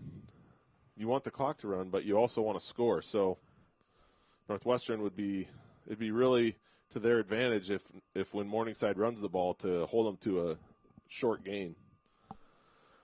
5:49 left in this contest of 48-46. Wow, lots of points. And I'd say that big plays, of course, are a big part of this game, but none of those points came easy. Right? They sure. all through the scheming and great plays and great catches, but a couple big plays, a 44-yard pass completion, a 41-yard pass completion, but nothing that you would say that this has just been a track meet. This has been a hard-earned game. Here comes the kickoff from Stater.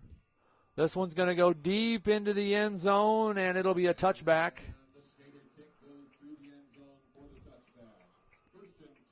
So it'll be 1st and 10 Morningside at the 25. Well, Raider faithful here need to get up on their feet. I think just starting from first down, starting on the first down here, every play here is a big deal for the Red Raiders, is getting a stop and getting the ball back here. Just make them play behind the chains. Dolenchek now gets the snap and the give to Sims. He patiently waits for something open, and he breaks free at the 35, finally tackled by Van Hoff. Gets enough for a first down. 13-yard gain to the 38-yard line. Yeah, that just encourages them to keep doing it. Now Lorenzen there with the tackle for the Red Raiders. He's in on that defensive back spot on the right side, along with Gramstad. And it's a tough one for Morningside with this much time left, because they could be the ones at the end of the game needing the clock. So how fast do you go? How much do you change what you've been doing? You score a touchdown, it doesn't matter. Tight formation to the left side. They're going to give it again, keep that clock moving, and it'll be a tackle here for a loss of about 3 yards. Sims couldn't get away, and I'm going to say forward progress for -1.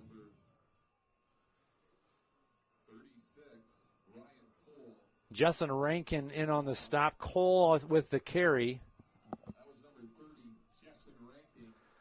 And makes it 2nd and 11.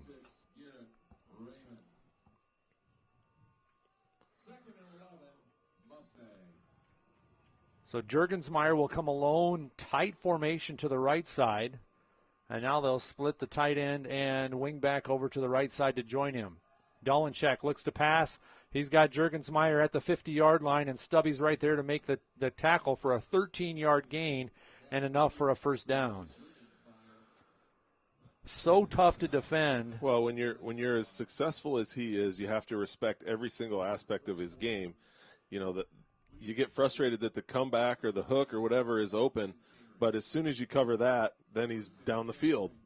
And that's why great receivers are so awesome for an offense, because they can just churn up yards and they can pick up big downs. Or recognizing where that defensive back is playing and making his route accordingly. That was just a great job there by Durgensmeyer. Here's the give to Sims now from behind, nearly tackled, but he will dive ahead. Brett Mosier's back in there, and he gets Sims in the backfield, but Sims comes off the tackle, dives ahead, and gets to the 46-yard line. Another 5-yard gain by Sims makes it 2nd and 5 for the Mustangs. 3.5. Ticking her down. Yeah, what was kind of a strength for Morningside offense all game was just how fast they played with no time between, no huddle, and really getting back to the line of scrimmage and keeping the defense on their heels. Now really taking their time and using the whole play clock as it ticks down to 6. Here's the give to Sims. He finds a seam, and he is going to go all the way from the 46-yard line for a Morningside score. Yeah, that makes it a 2-score game, pending this extra point with under 3 minutes to go. I just feel like that's been there and just pounding at that and finally breaking through for the big run. Looking for something between the tackles. Yeah, they haven't done much, in the A gap. Kind of going by the tackles and following the pulling guard. Yep, and this time go right up the seam, and Sims was gone. Here comes the extra point attempt. It's up and good.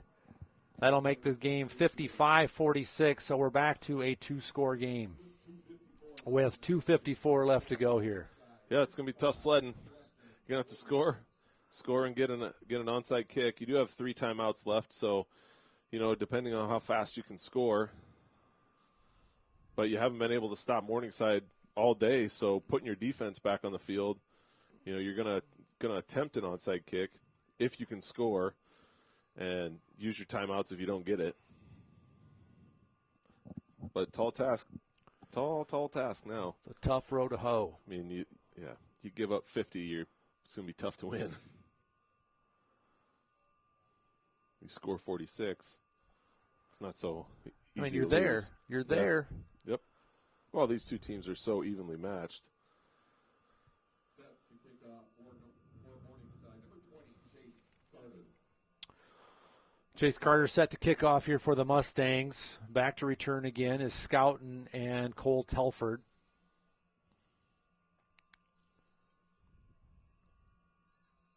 Tanner Scouten, that is.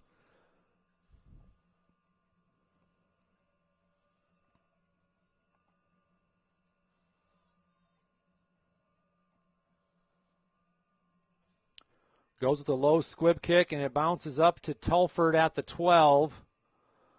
He's got no place to go, and he's finally drugged down at about the 23-yard line. Telford on the kick return takes the ball to the 23-yard line. That's where Northwestern takes over. 1st and 10. So Northwestern, with under 3 minutes to play, has 77 yards here to get at least. They need at least to start with a touchdown, I think, to get themselves in position so they know what they need on potentially their next possession. Yeah, I mean, they got to end in whatever this is. It's got to end in points. Field goal's not ideal, but doesn't matter how you score. You got to score twice. Here's the snap to Koima. In the pocket goes to Story at the Morningside sideline. He gets out of bounds right away, stops the clock at 2:42, and that's a good for a first down.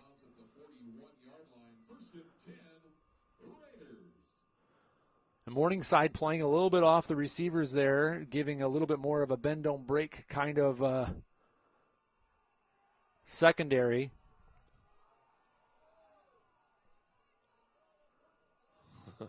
Fans don't know the rules. Right, clock has started. The clock runs until there's under 2 minutes.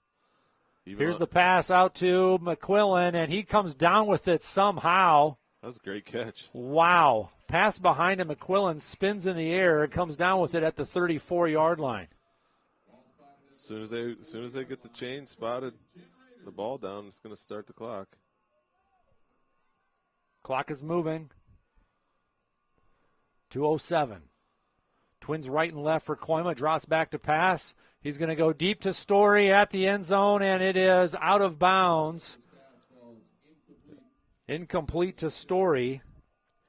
Had he caught it, he would have been about a yard or so out of bounds. Good coverage there by Kajan Green on Story, and that was...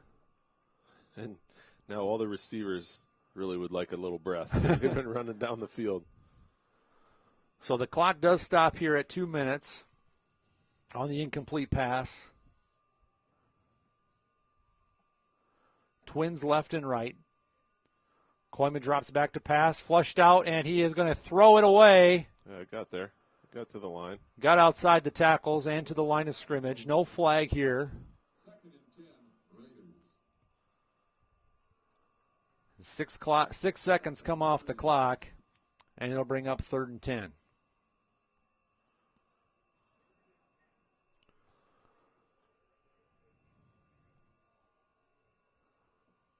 Well, you'd really love to pick up this.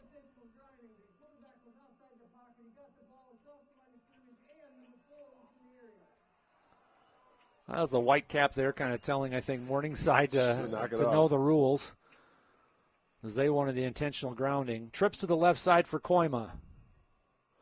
Pump fakes, looking for somebody, nothing across the middle, and it is picked off. Oh, that's going to do it.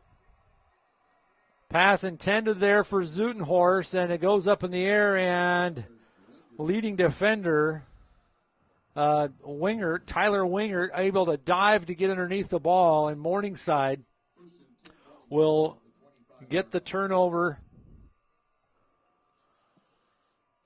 and be 1st and 10 at their own 25-yard line. Both teams still with 3 timeouts. Yep, there's still a little fight left in the dog, but it's getting worn down. Northwestern crowds the line of scrimmage, and they got Juergensmeyer wide open, but they give it to Sims, and somehow he gets to the outside, and they'll stop the clock. He's trying to stay in bounds. And he did. He did. They whistled him dead. Gramstad wants them to let the play happen. Let us tackle him out of bounds, but so Northwestern has to spend a timeout. Great job there by Sims. Yep, very good. Just bending his back to make sure that he stayed in bounds. 2nd and 4, Morningside.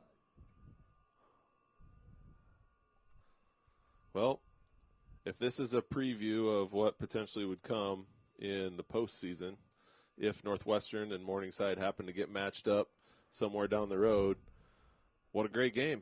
Yeah. What a great game. And this is not all that dissimilar from, the first game of the last season. When you think about that game that Morningside, of course, was they won. What was that final score? 45-31, a 14-point difference. 2nd and 4 here. Juergensmeyer in motion. And they'll give it to Sims again. He cuts back, and he will be tracked down at the line of scrimmage. No gain on the play. And Northwestern will use their 2nd timeout. Stopped there by number 24, Tristan Mulder, and number 6, Jake Snyder. Yeah, and then the second game was more of the same last year. And, Northwestern made some adjustments and somehow played from behind the whole game, but had the ball at the end, and Koima found a way to make a play that sent us to the ship.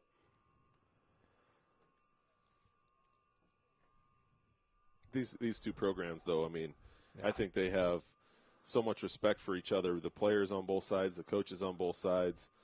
What they've been able to accomplish in this conference for both teams, honestly, has just been really remarkable, and clearly the best 2 football programs in the GPAC and two of the top programs in the country. Yeah, within 60 miles of each other. Right. That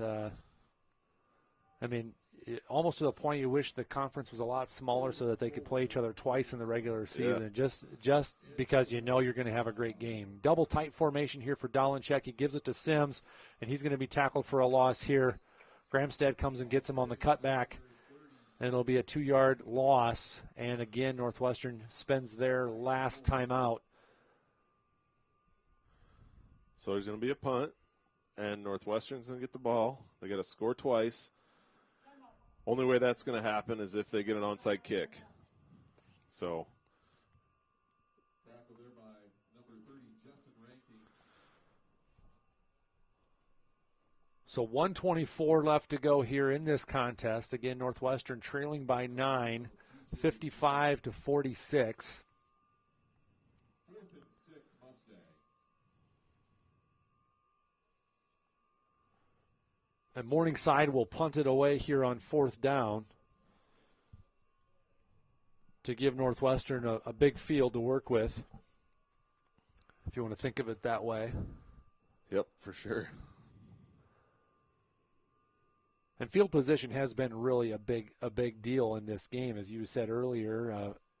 The wind did play a big factor in field position on punts and kickoffs in particular.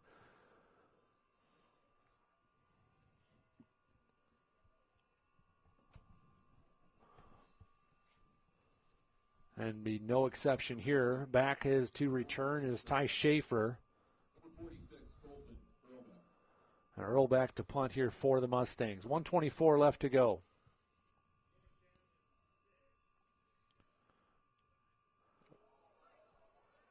And this one will be high and fair caught. What do we have here? What's the penalty? There is a penalty marker on What's the penalty? I'm not sure. I mean, he jumped and then got flipped over top. Flipped over top of the blocker. Yeah, Van Hoff jumped, and the guy bent over and kind of flipped him up and over. Somehow Van Hoff stayed on his feet, I think. He did, but I don't think you can jump a player, so they're probably going to call it on Northwestern. They're probably going to call it on Northwestern, and there we go. I didn't see what happened on the punt. Oh, they got it right. Yeah, it was fair caught at the 45-yard line. Okay. Really nice high punt. Great coverage there by Morningside. And I looked away. As soon as I saw him flip over, I saw that he landed on his feet. I looked to where the ball went. And Schaefer got underneath that, and, I mean, he was surrounded by Mustangs. So it was, High-pressure catch, you're saying? High-pressure catch. Yeah, that one falls out of his hands, and then, you do say that's the end of the game. But now Koima's got a shot here with 1:17 left to go to at least try to make this a one-score game. Here's a Koima out to Mosier at the 40, and he can't come down with it. Koima's pass is incomplete. 2nd and 10, Northwestern. That was tough because the ball was It was two-thirds of the way there. At And right least. when he turned around, it was in his hands. And, I mean, he catches that ball more often than not. But right. I think for Northwestern, they got to get into field goal range, take a field goal, and try to get the onside kick. I mean, you waste so much time trying to get a touchdown. Yep. Unless it happens right here on a big play. Twins receivers left and right. Koima now goes with a quick pass to Anderson at the 40, and he is tackled Gotta right get up after the there. catch. And they got to get right back up there as they move the chains. 1:08 left on the clock. 1st and 10, Raiders. Twins left and right. Koima gets the snap, back to pass. He's going to go deep to Mosier, and he is pushed out of bounds, and the flag comes out. Yeah. Jones just latched on to Mosier and forced him out of bounds Yep. at the 5-yard line. That'll be 15. So they'll be down to the 20. Pass interference on the defense, number 3. 15-yard penalty, automatic first down. Because you can score a touchdown from longer than you can kick a field goal.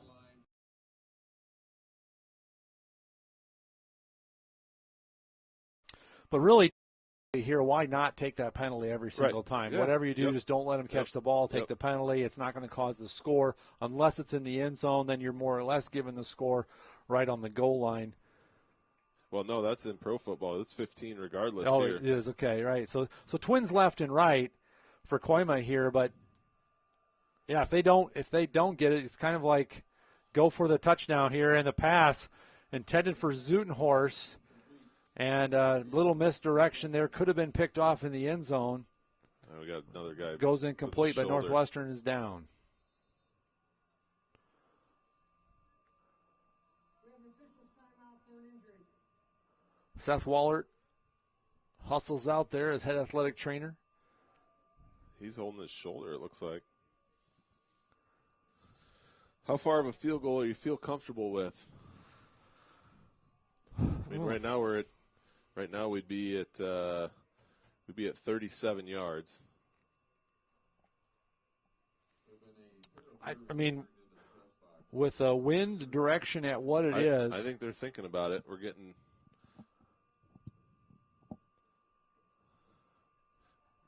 trying to get Fryer some snaps. Stater's out onto the field. I mean, we got to make a field. We got to get an onside kick regardless.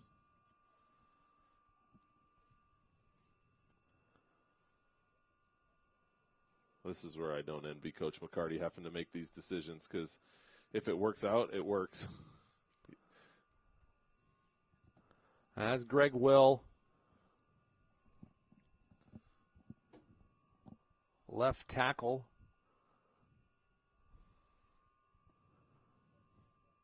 If you miss the the field injured goal, player on the field. yeah. If you miss the field goal, you wish you would have waited a little bit longer.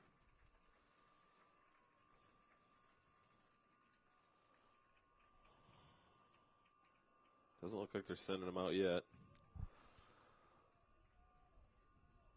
But two more pass plays to the end zone don't take that much time. No. Let's take 13 seconds or so. Assuming that, Yeah, sack would be the worst. Or something that doesn't get first down yardage. right. Northwestern with 0 timeouts.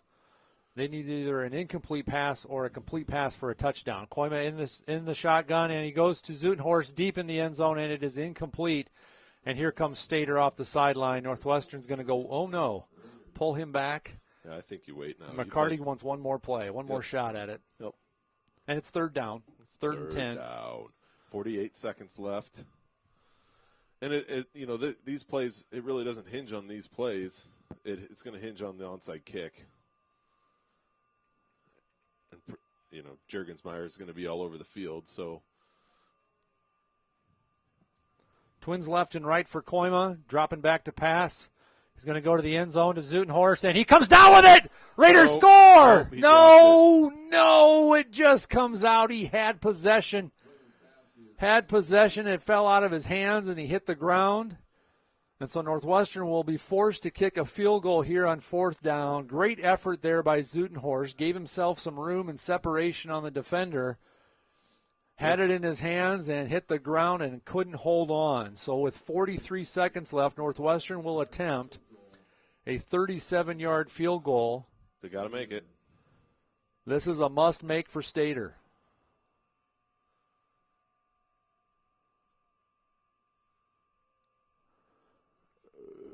And he just gets it through. Tough snap to handle there. Great job by Blake Fryer. Gets the ball down just in front of Eli Stater's foot. He was coming no matter what. He was going to kick his hand. And with 39 seconds left, Northwestern makes it a one-score game. What do we got? What do we got here? What kind of onside kick you got here? Anything special? Anything tricky? Is it just line it up and kick it and hope for the? I mean, is there anything oblong? tricky about There are. onside kick? Yeah, there's like the kickers will kick it straight down the middle and try to recover it themselves. There's like a little pooch kick away from everybody. I kind of like that little pooch over the top. Like, just try to get the ball bouncing in space. It's an oblong ball. It doesn't bounce predictably. It's a funny shaped ball. Stater wants to know where his tee is at. I need to know where my tee is, and I need one of those balls with all of the weird shapes on them so it bounces funny. All right, Juergensmeyer going to be on the hash right.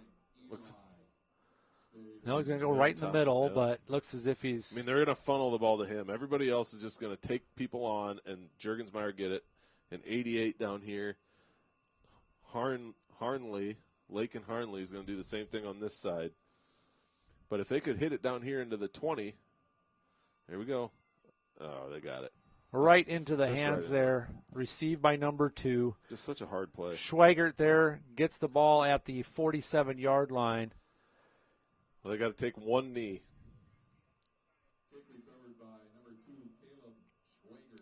So Schweigert gets the return for 0 yards.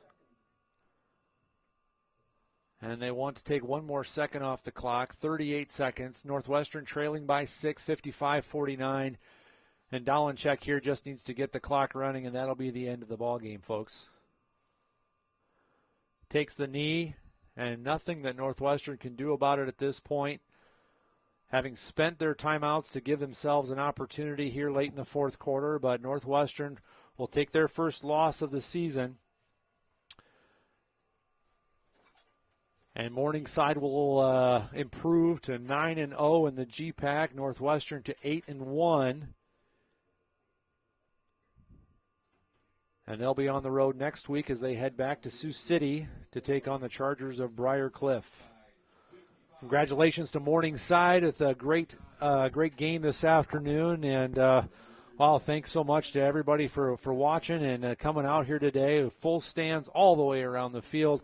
We'll take a quick break and be back with the official stats here shortly. You've been watching Northwestern football on NWCRaiders.com.